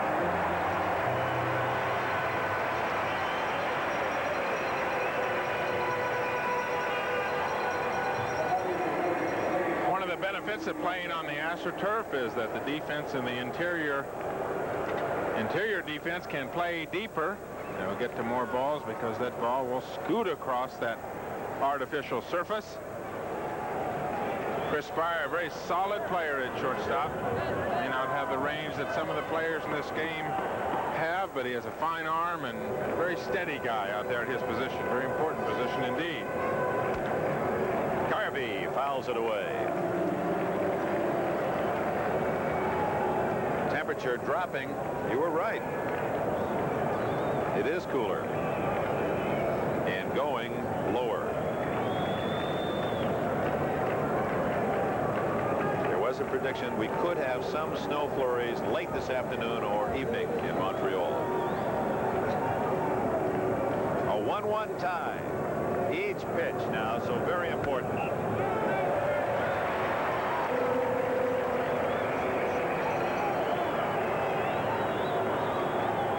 Jeff Reardon, the star relief pitcher for the Expos, really helped them into this pennant fight down the stretch. Starts to tune up in the Montreal bullpen.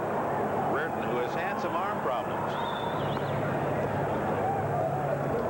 If anything, this delay from yesterday, Dick, is going to help the Expos in the sense that Reardon, who has been having some arm problems, some back problems, gets him another day to get rest. You can see him trying to get the stiffness out of that. Oh, it's almost described with the back of the armpit area right in there. He's had some troubles in there, some stiffness.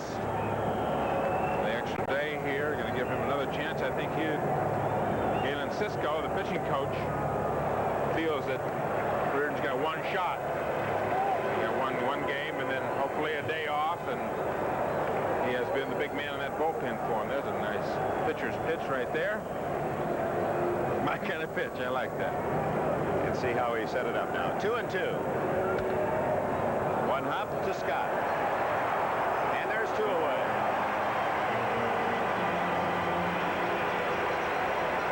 Rodney Scott gets Garvey's ground ball, and Ron Say is the batter.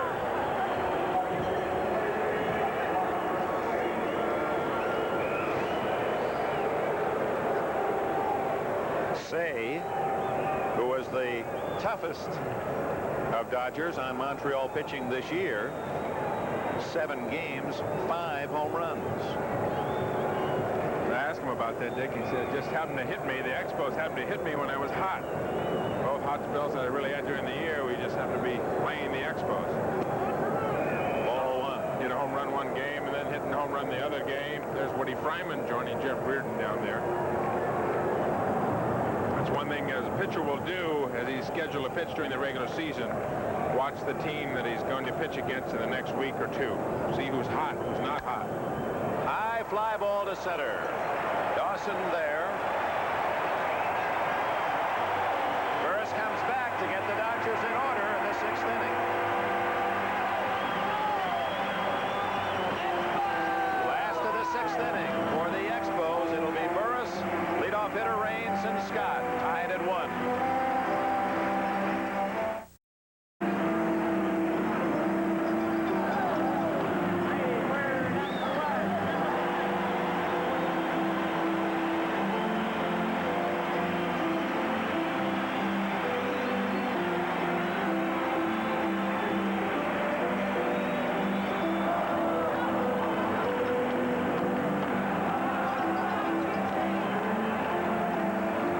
Back in a celebrating mood here in Montreal as we go to the last of the 6th inning, tied at 1 apiece. The Happy Wanderer, they love that song. That's their theme. And of course, the Wanderer will indeed be happy. The one that eases its way down to New York City for the World Series tomorrow night. Burris trying to beat out a bunt for a base hit, leading off the 6th inning. He sent a soft liner to Garvey, his only at bat. Tim Raines and Rodney Scott on the top of the Expo order will follow.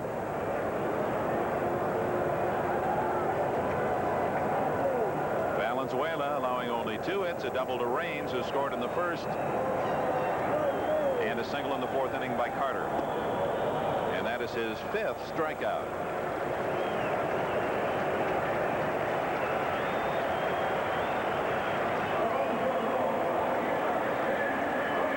Thursday night, the man, Bob Hope, with another of his spectacular shows. 8 o'clock Eastern Time. Hope you'll join one of America's great stars, Bob Hope, in a sensational show this Thursday night, 8 o'clock. Raines doubled to left center on a 3-2 pitch, leading off the 1st inning. Moved to third on a sacrifice by Scott and scored when Dawson hit into a double play.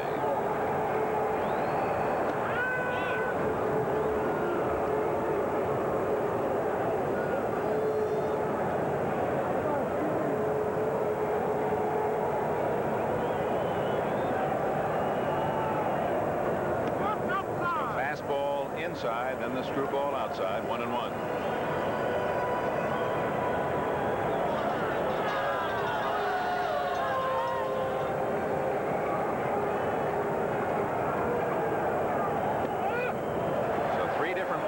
he's shown Raines.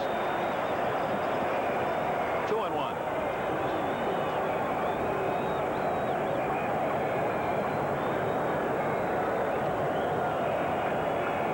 Will this be the series that Raines finally, or the game, or he finally gets a chance to steal?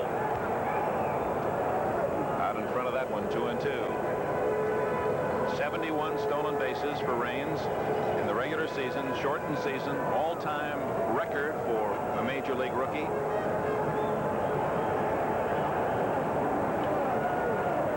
Hasn't really been able to run. The Dodgers have had the harness on him,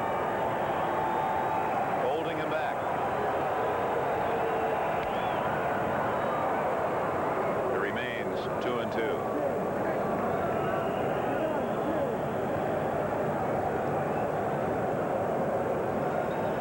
Understand after watching Valenzuela and the way he pitches why major league reporters went to his birth certificate. They can't believe he's 20 years of age. Ball 3-2. Valenzuela has not walked a man today, and he struck out 5. It was a 3-2 pitch that Raines hit his double.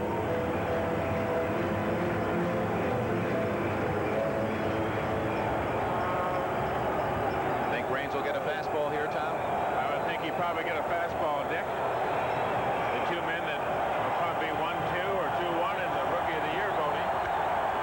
Fastball hit easily to short. Russell throws out Raines, and there's 2 gone.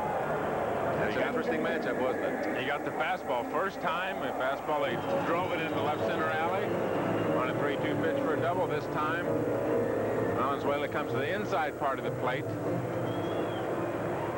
Raines seemed to hit it a little bit up the bat, and simple 2-bouncer to Bill Russell. Rodney Scott, a sacrifice and a fly ball to center.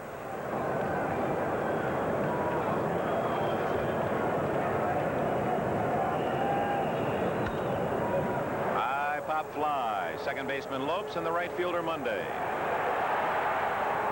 And Lopes handles it as Valenzuela eases his way through the Montreal lineup again. That's the 4th time he's retired them in order. We're down to 3 innings, and it's still tied at 1. We'll be back after these messages from your local station. The totals after 6 innings, and this is the final game of the playoffs for the National League pennant. The Montreal Expos, 1 run on just 2 hits and an error. They've left only 1 man. And the Dodgers, a run, 4 hits and no errors, have left 4, and left Russell at third after he had tripled with 1 out in the first inning. Jim Fanning's team really not too many opportunities against Valenzuela. Burris holding him close. One big decision that Fanning had was whether Burris would hit last inning, leading off that for the Expos. He's thrown 90 pitches so far, but he pitched well the last 3 outs in the 6th. 3 big outs, Baker, Garvey, and Say. Monday, who singled and scored the Dodgers run in the 5th inning after he just missed hitting a home run leading off the inning. Just foul.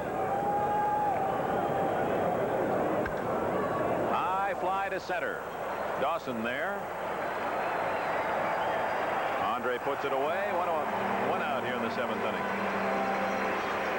Funny, Dick, how you play an entire season, of course, this season with the strike and all the inequities and whatever, what have you with that. You play an entire season, you come down here and it's 9 outs.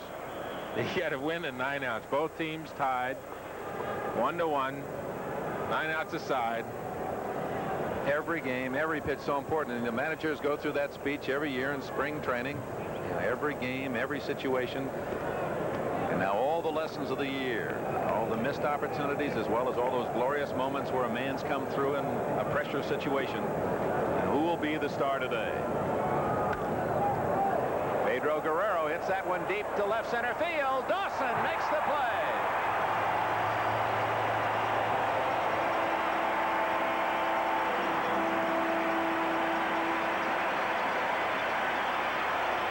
This is a ball that might have been out of Dodger Stadium. Guerrero hits it right on the nose. A breaking ball that was up a little bit, but it gives you a good example of the kind of speed that Andre Dawson has. They talk about him in the same way they talked about a young Willie Mays, a player who could do it all. Hit, run, hit with power, great arm, great coverage. Patrols that center field for Montreal as well as anybody they could want. We got a good break on that ball because he's been playing everyone shallow, and that ball was stung. Guerrero thought he had at least a base hit, if not a home run, when it left his bat. 2 out. Sosha. Ball 1. Last 3 outs have been to center fielder Andre Dawson. Sosha has not had a hit since his home run in game 1. Said just taking time to get somebody in the on-deck circle for the Dodgers. You have to have somebody out there. It's Valenzuela's turn to be in the on-deck circle, but he's maybe changing a sweatshirt. Davey Lopes goes out there as a courtesy to him and stands for him.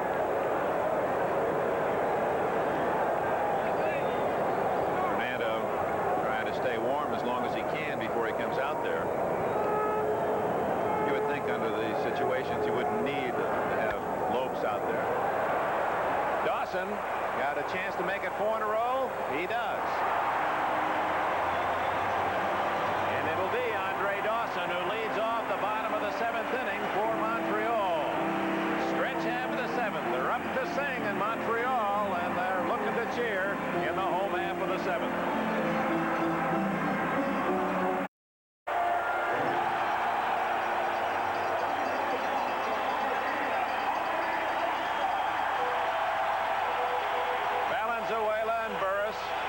Pitching an outstanding game, tied at 1, last of the 7th inning in Montreal.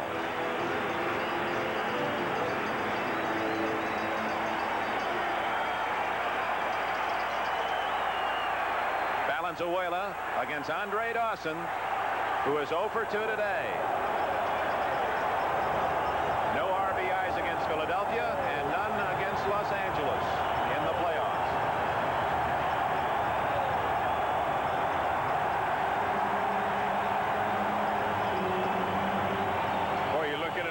Dick, he just does not look comfortable at the plate. Not the same Andre Dawson that the Expos are used to looking at during the regular season. One of the top candidates for the league's most valuable player award. Well, both these men, Valenzuela and Dawson. Ball 2.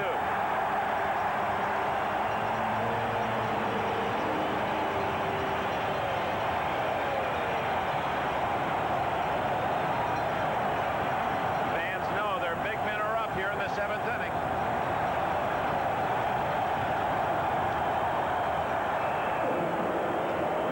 Two and 1.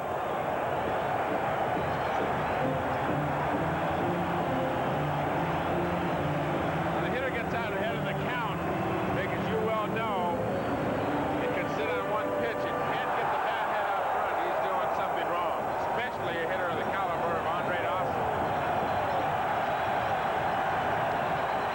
Up. Lopes at second wants it. And the Dawson slump continues.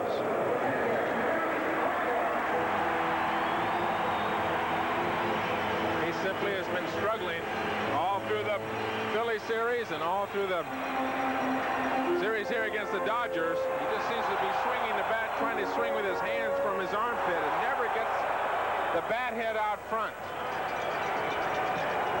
Right side collapses, and I know it's very frustrating for him. He is a hard-working, dedicated athlete.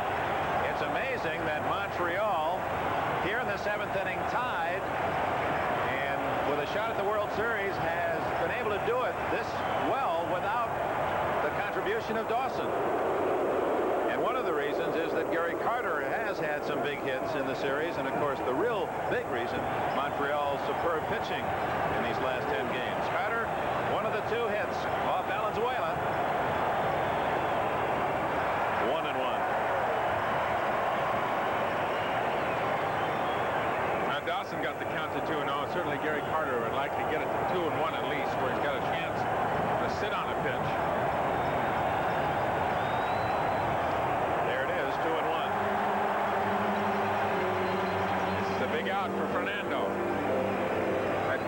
home plate. Gary Carter's got good power. He can hit it out of here, especially when he's sitting in a situation where he's ahead in the count. Carter was second to Dawson on the Montreal roster in home runs. He had 16. Screwball. Didn't give in to him. Good pitching. Carter was swinging, wasn't he? He gave it a rip. He'd taken a shot at one pitch and missed it. 1 out in the 7th. A 1-1 tie. There was the fastball. Larry Parrish on deck, and now the Dodger infield reflecting the late inning defensive strategy with Say at third and Garvey at first, hugging the line. Say very deep, and you can see only a step off the line. Garvey a couple of steps away. Outfield deep toward left.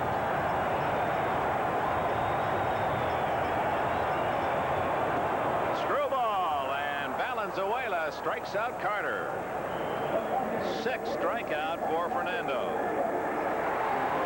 Good pitching by Valenzuela. He got behind in the sense of a 2-ball, 1-strike count and came back with a screwball, then a fastball, and another screwball. Carter way out in front. You know, it amazes me, Dick, is the control that he has with that curveball, that screwball. Way out there, right in the corner, right on the knees. Perfect location, perfect movement, perfect speed. Larry Parrish, the batter. Ball 1. Valenzuela has not walked a man. Parrish hit it hard the last time up, right at Say, the third baseman. 1-1 the count. Talking about not walking a man, he's been 2-0 on the count, but 3 times. He's been at 3 balls and 2 strikes. Twice, both those times to Raines.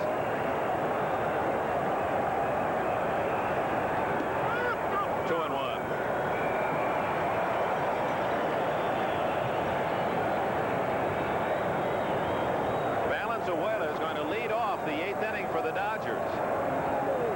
How do you pinch hit for a man that is working so well? You asking me? Yes. No way. 2-2 the count. No way. He really does look unbeatable at this point, doesn't he? 64 pitches is all at the start of this inning. No walks. 2 hits. 3-2 the count.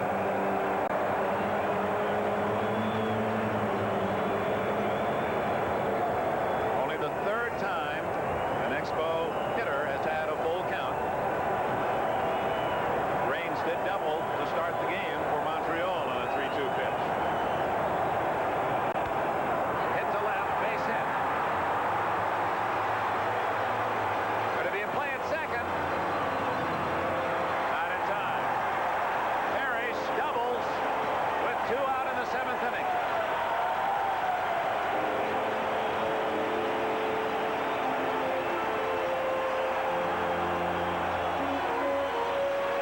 Good hustle by Larry Parrish. A breaking ball. Something up in the strike zone, and Larry's been struggling with the bat. Hit it right on the nose. Runs well for a big man. Experienced player, runs the bases very well. Dusty Baker played that ball perfectly off the wall, but a high throw to second. I don't believe they'd have had him at second base even with a good throw. Parrish, from the time he hit the ball, was reading it double that he wanted to get himself in scoring position.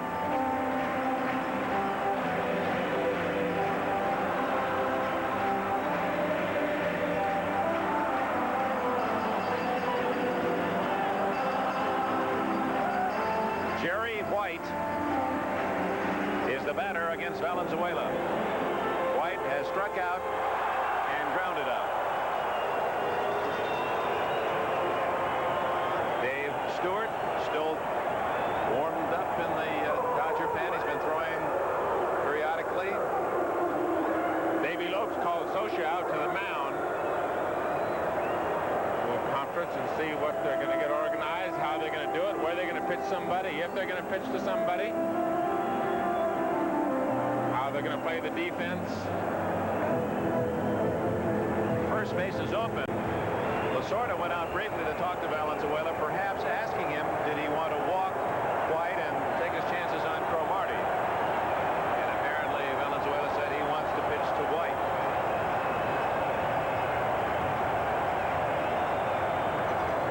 Ball one.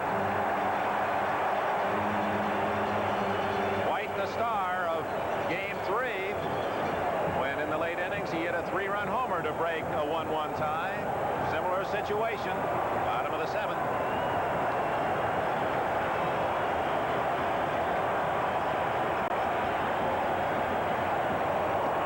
High, ball 2. You can see Valenzuela looking into the dugout for Lasorda to find out, well, do we want to keep pitching to him? No, we're going to put him on, or then he's going to put him on. He falls behind in the count, 2 balls and no strikes with first base open. He's going to put him on over there and go ahead and pitch to the left-hander for Cromartie.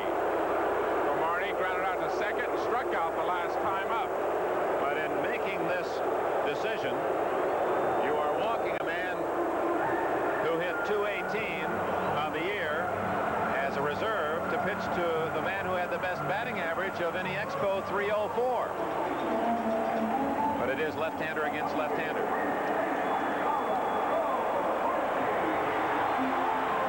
The Expos with an opportunity in the 7th inning. Cromartie has walked and struck out.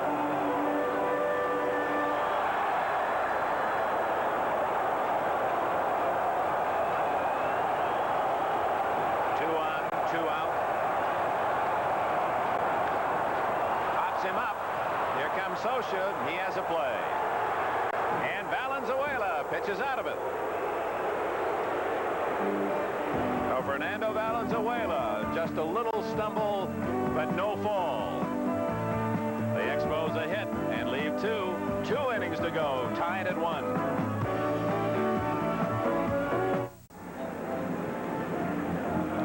Interesting little scenario. Valenzuela had already come up to home plate, stopped, walked all the way back to the dugout, and then he and Reggie Smith, with a little exercise there, perhaps good luck being wished by the veteran Smith on Valenzuela. I think Valenzuela gave him the hand warmer that maybe Fernando carries in his back pocket. Get rid of that. You slide and that thing opens up. Give you a hot seat real fast. Keep right on going. Yeah. Keep it on the bench over there, not when you're on the bases.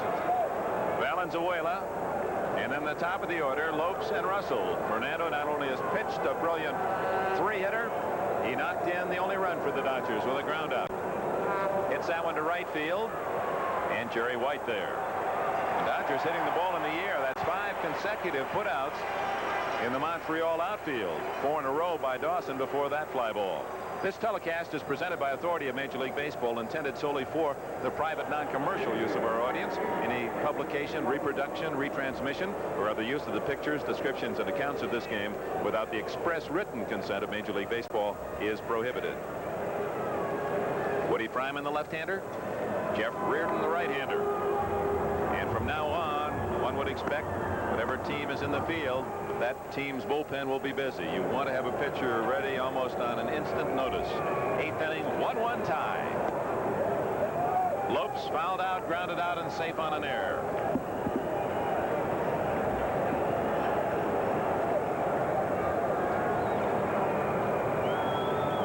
Line drive, Spire can't get it. Lopes will hold at first base. That's the 5th hit off Burris, matching the total by the Dodgers in Game 2. But they put a man on base at a definite threat to steal.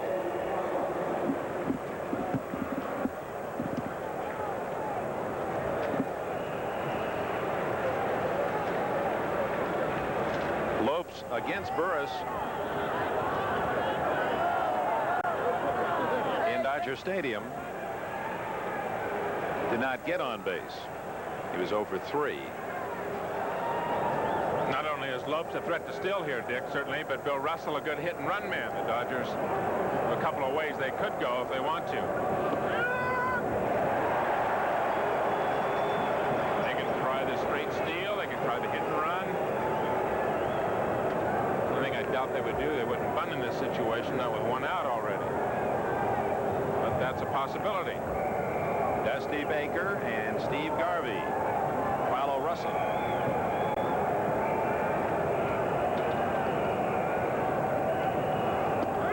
Strike two. You can see Burris, a much quicker move with that front foot, not kicking the knee up, and that quick straight stride to the plate to shorten the chances of Lopes.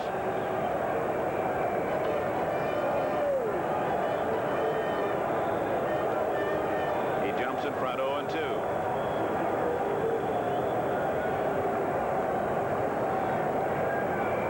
There he goes.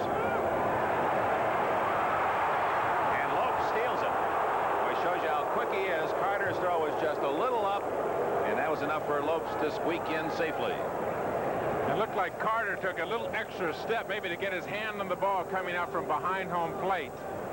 Well, a good throw. Just a foot high. That throw had been right on the bag. It would have had him, but it looked like the difference being that maybe a half a step that Carter took coming out from behind home plate. So Lopes in scoring position, carrying the tie-breaking run. 8th inning, 1-1 the score. And the count now 2-2. It's interesting that Lopes picked an 0-2 pitch on which to steal. That was almost the obvious. That's the pitch that Carter could have called for a pitch out, but Carter may have been guessing, well, he'll never go 0-2, thinking I might pitch out. 2-2.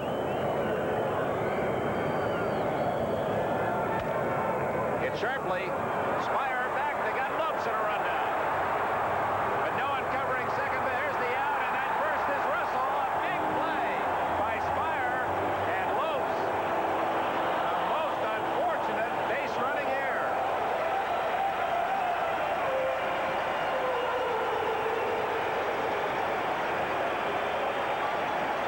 Good heads-up baseball by Chris Spire.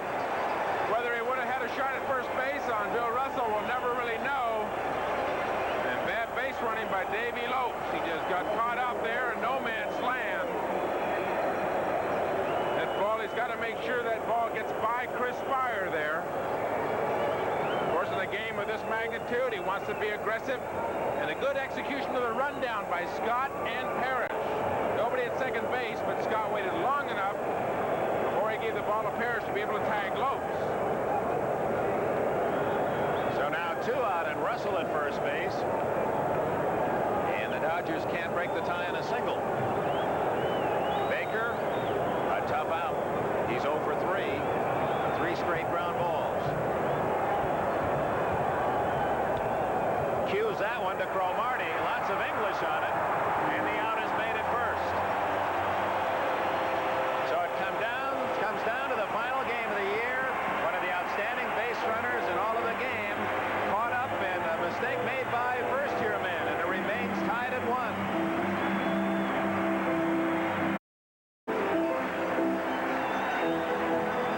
Last of the 8th inning. Chilly Montreal. Temperature 40 degrees at the last reading and dropping. But these fans plenty warm, and they represent the entire country of Canada, rooting for their Expos. Crowd of over 30,000 waiting for the official announcement. Fernando Valenzuela. The Los Angeles Dodgers will face Chris Spire, who made that heady play at short to get Lopes off second base in the top half of the inning. Then the pitcher's spot, and Burris is in the on-deck circle, but Steve Rogers is throwing in the Montreal bullpen again. Maybe that if Spire is aboard and they can use Burris in a sacrifice situation, he'll stay in the game. If Spire makes it out, we could see Rogers in the 9th. It's kind of a normal day for Rogers to throw anyway, Dick, and he would normally get almost prepared to go into a game, so he wouldn't be as sharp as he normally would be, but he could pitch.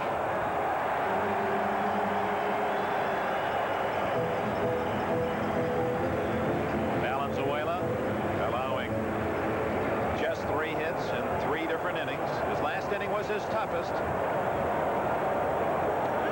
1-1. And in the Dodger bullpen, left-hander Steve Howe, right-hander Bob Welch. 2 young, hard-throwing Los Angeles relievers.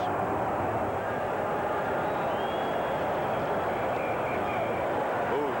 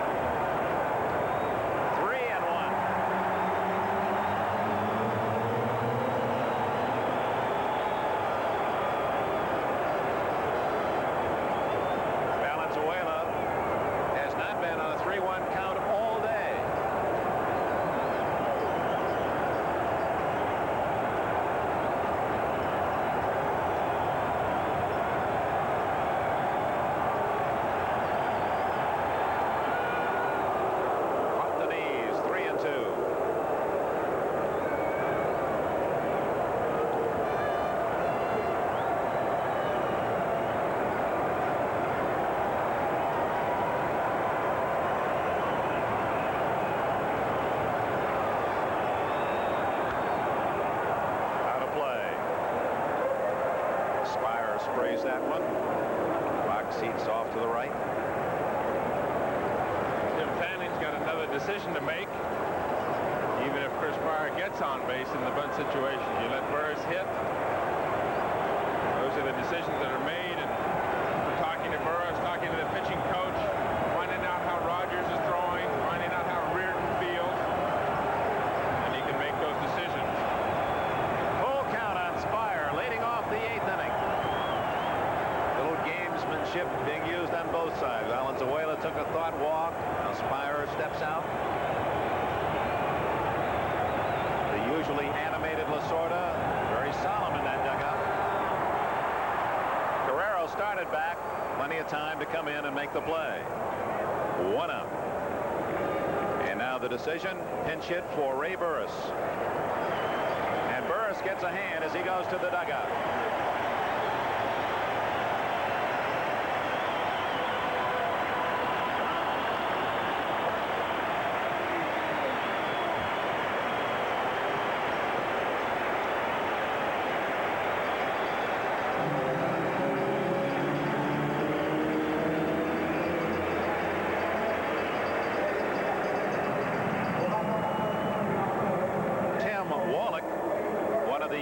On this Montreal club will pinch hit for Burris. His work complete. What a series he had. A shutout of the Dodgers, 3-0 in Los Angeles, and a 5-hitter in that shutout. 5 hits today, allowing only 1 run. Bert Hooton and Ray Burris, both brilliant performances in their 2 outings here in the playoffs. Wallach, College Player of the Year a couple seasons ago when he led California State Fullerton to the College World Series championship. Got a little more power than those 4 home runs would indicate. But he sends a little soft comebacker to Valenzuela, and there's 2 away.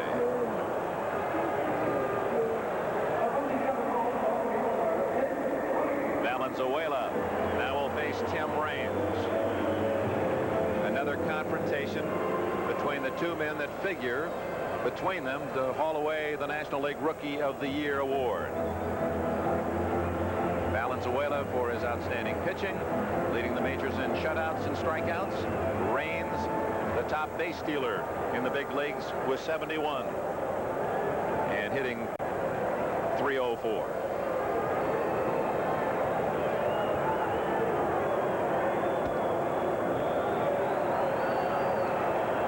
Say at third, inside the bag, respecting Raines' ability to bunt. But it's a fly ball to the outfield. Shallow, Lopes out, in comes Guerrero calling, and the inning is over.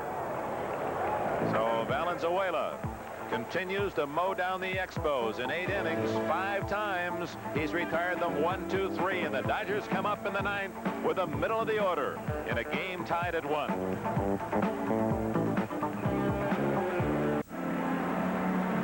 Steve Rogers, who has been dazzling beyond those season marks in the playoffs. 12-8 during the regular year, 3.41 ERA, but 3 big playoff wins here in the postseason. He beat Steve Carlton twice and thus eliminated the Philadelphia Phillies, and he won here on Friday night. Because of the rain, he's had an extra day to rest. He volunteered. He said he thinks he could give Jim Fanning 2 or 3 solid innings. And so for the first time this year, Rogers comes in out of the bullpen. It's his game, 9th inning, tied at 1. Fans let him know that they're behind Rogers, starting to chant Steve, Steve, Steve.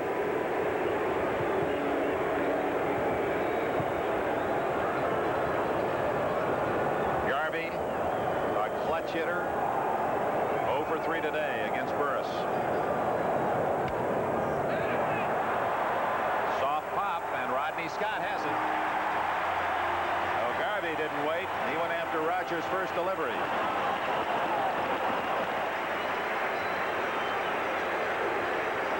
Say walked, fouled out, and flied out. Dick Rogers in pitching Friday night, pitched all 9 innings. It was 7 hits and 1 run. He struck out 5. most important figure to look at are the 136 pitches that he made. Now, just 2.5 days later,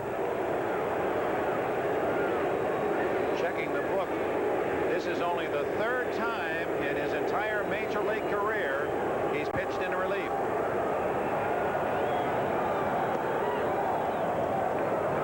How difficult is it for a man to make that adjustment? He's a starter. There's a routine with starting.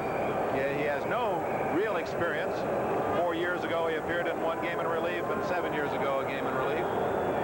the only thing that you can think about, Dick, in this situation, that he was warming up in the bullpen and had enough time to get loose and has come in to start an inning. He's not coming into a situation where he got men in first and second or second and third or whatever.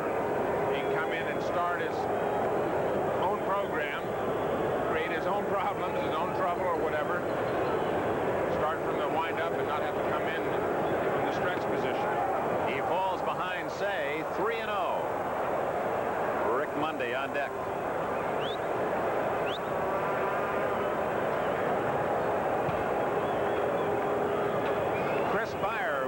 Whistle got the attention of the infield and Rogers and said, hey, he may be swinging, be alert. He took 3-1.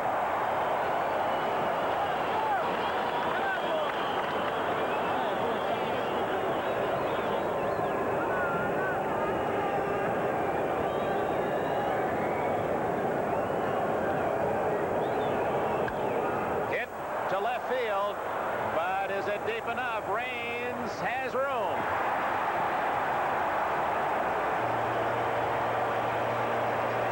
Ron Say when he left the bat, and that too might have been a home run in Dodger Stadium. It might have been a home run on a warmer day, too. A good swing, and looks like he was right on it. Dick, you can see Ron Say with almost the same kind of actions that Carlton Fisk had in that great World Series between Cincinnati and Boston.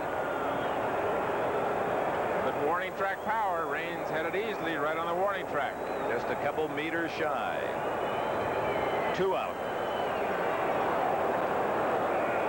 Rick Monday, he has scored the Dodgers run, leading off with a single in the 5th inning, moved to third on Guerrero's single, and scored on Valenzuela's ground out.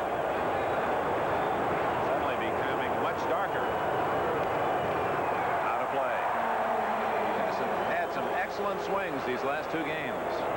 Valenzuela through 8 innings, allowing just 1 run and only 3 hits.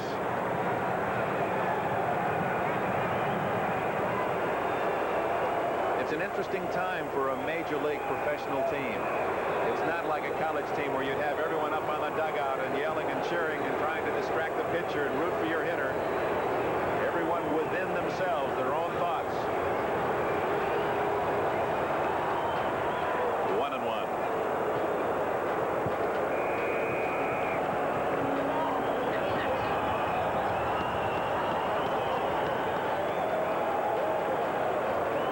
No one throwing in the Montreal bullpen. It's Rogers' game, and he falls to 2-1.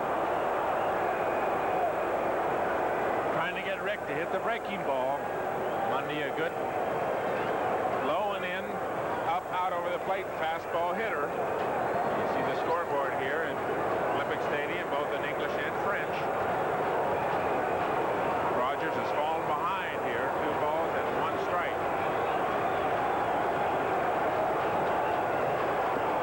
3-1. I saw Monday point at the ball after it landed in the dirt, and it's thrown out of play. 3-1. The outfield is deep toward right. Rodney Scott, the second baseman, way out beyond the line, as you can see, trying to cut off the hole between first and second. Not only the third baseman and the first baseman not giving up the W. You see Pedro Guerrero on deck, 3-1 the count, but the outfielders playing deep enough. Barry White in right field do not want to have a double here. Hit to center and hit well. Dawson back, and Monday will touch them all.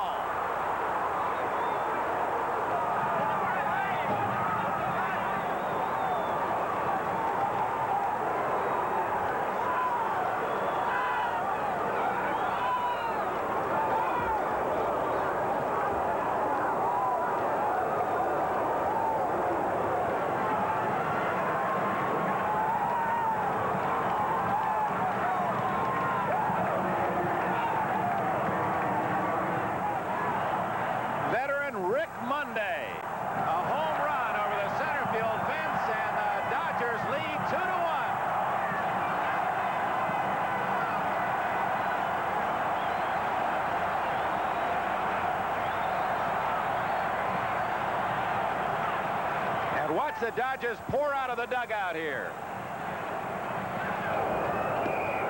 2-1 as Rogers, in relief, taken deep by Rick Monday. It's his day of the week. And with all the many big hits he has in his long career, this one's so very special. Now we look ahead to the bottom of the 9th inning, and Valenzuela, 3 outs away from pitching his team into the World Series, will face Rodney Scott, Andre Dawson, and Gary Carter.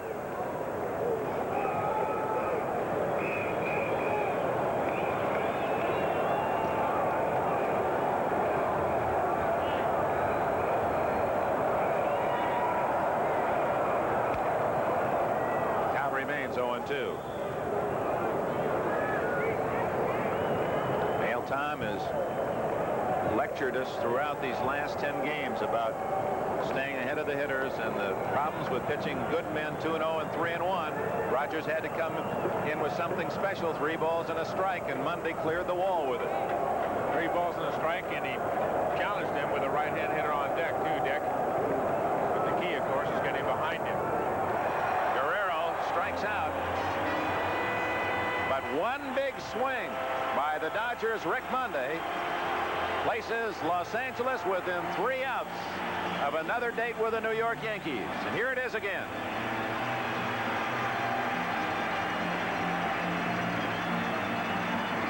Two to one to the bottom of the 9th.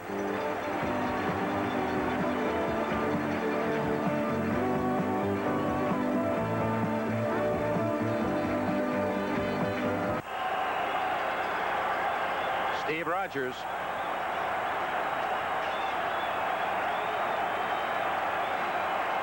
And this explains the expression. The sorrow and the joy all in one package. You bet. 2-1 Dodgers, 9th inning. And Scott trying to bunt his way on unsuccessfully as Garvey cut him off at the pass. 1 out.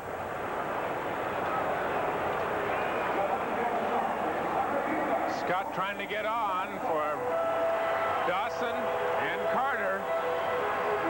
Very difficult play on the AstroTurf. That ball got down to Garvey very quickly. And the Dodgers are but 2 outs away from going to Yankee Stadium. Andre Dawson, when in a hitting groove, would be a feared hitter and would have the crowd on its feet at this point. But Andre, his rhythm seemingly off, and he too thinking about a bunt with Say deep at third.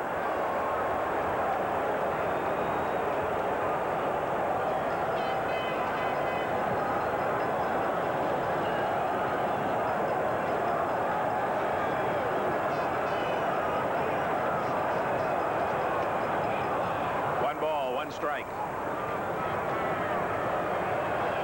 The sensational Fernando Valenzuela. He started the year with 8 brilliant wins, the talk of baseball, and now trying to close the regular season with a win. Is now just 1 out away as Dawson flies to right. Guerrero now playing right field with Landreau in center.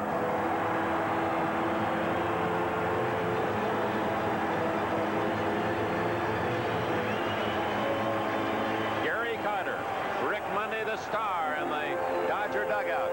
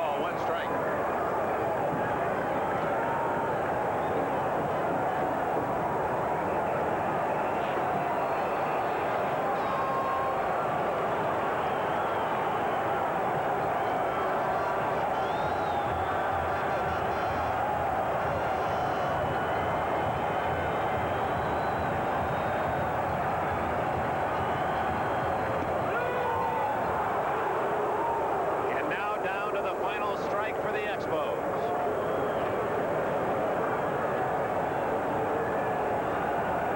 Tom Lasorda, the chemistry today, the sensational 20-year-old, the youngster from Mexico, and the oldest guy in the starting lineup, 36-year-old Rick Monday.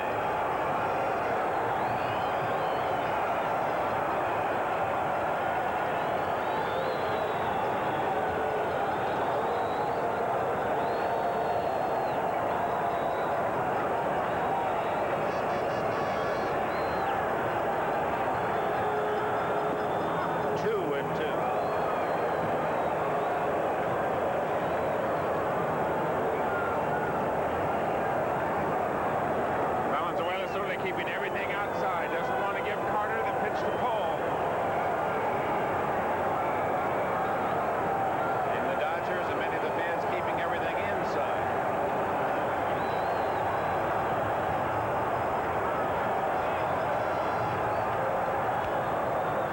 Out of play as he spoiled a good pitch from Valenzuela.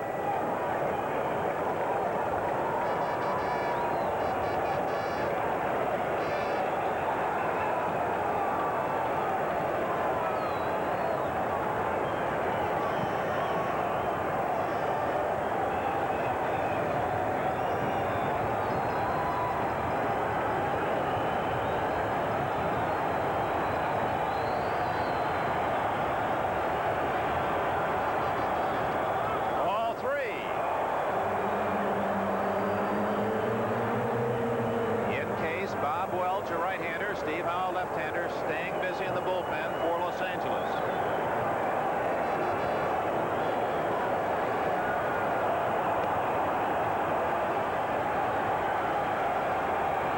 Larry Parrish would be next.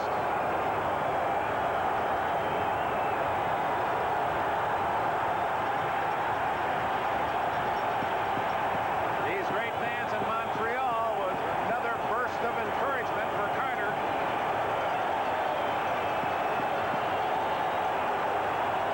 Ball 4.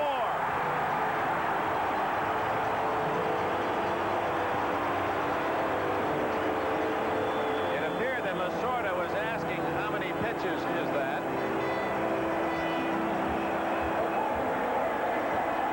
And by our count, 106 is the answer. Lasorda to the mound. First walk from Valenzuela with 2 outs in the bottom of the 9th inning. Parrish, the scheduled hitter, has hit the ball hard twice. The last 2 times up off Valenzuela, grounded sharply to say, and it was Parrish who doubled into the left field corner his last at bat. You couldn't make it more dramatic, Dick. 3-2 pitch to Carter, a guy that can take you out of the ballpark. Lasorda comes out to the mound and pats Valenzuela, gives him some encouragement. Larry Parrish coming to home plate. Another hitter that can take you out of the ballpark, and he can take you out of the ballpark to right field. He has good power to the opposite field. Jim Fanning playing one of his cards will put more speed at first base. Jerry Manuel running for Carter.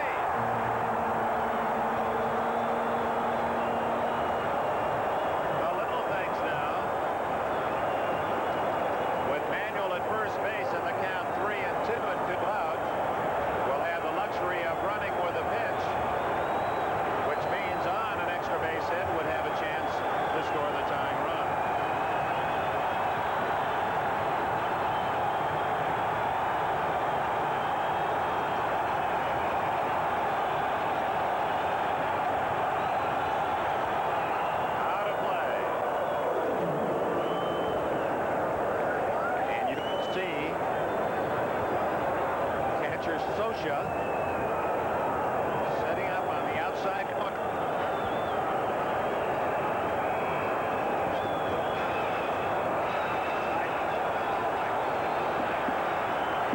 Three balls, two strikes. Two out. Ninth inning. The Dodgers 2, the Expos 1. Ball 4.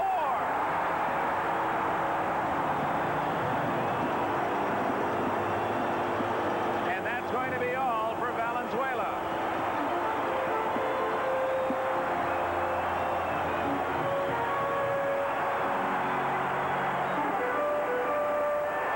Right-hander Bob Welch gets the signal from Lasorda.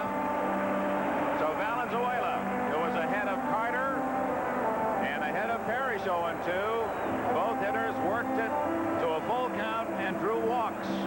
So the tying run at second, the winning run at first base, Bob Welch relieving Valenzuela. The Dodgers lead it 2-1. We'll be right back.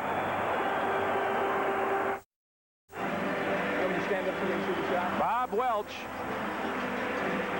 with a tying run behind him. Pinch runner Jerry Manuel. With the winning run at first base, Larry Parrish. Welch from Detroit, Michigan, 24 years of age. #1 selection of the Dodgers 4 years ago in the June draft out of Eastern Michigan University. He has fought and won a personal battle. He spent 36 days at an alcoholic treatment center in 1980, recognizing the problem and resolving it. A man with considerable personal courage, cast into a role in the 9th inning with a chance to help his team win the pennant or lose. He faces switch hitting Jerry White. By bringing in the right-handed pitcher Welch, you turn White around to his less powerful side. And Valenzuela, those numbers speak for themselves. A brilliant game today. Came just one pitch away from winning it himself.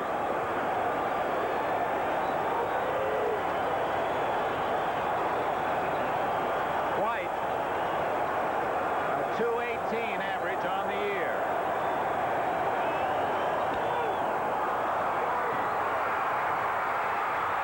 And the Dodgers are National League champions.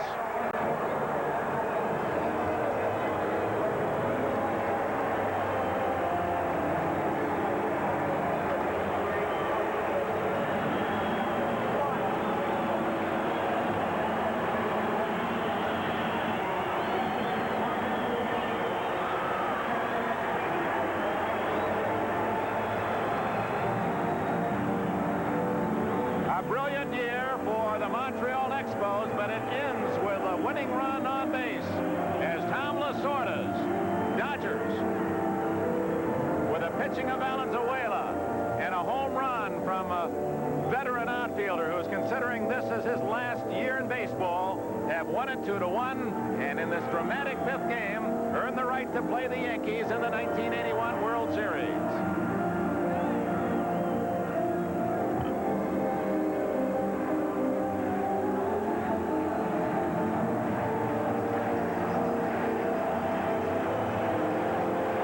The story, the crowd itself, they're chanting Expos, Expos. A man who pitched his minor league career here in this city of Montreal, was a minor league star. Lasorda has seen his club win it in 5 against Houston after being down 2-0, and down 2-1, winning the last 2 in Montreal to go to New York.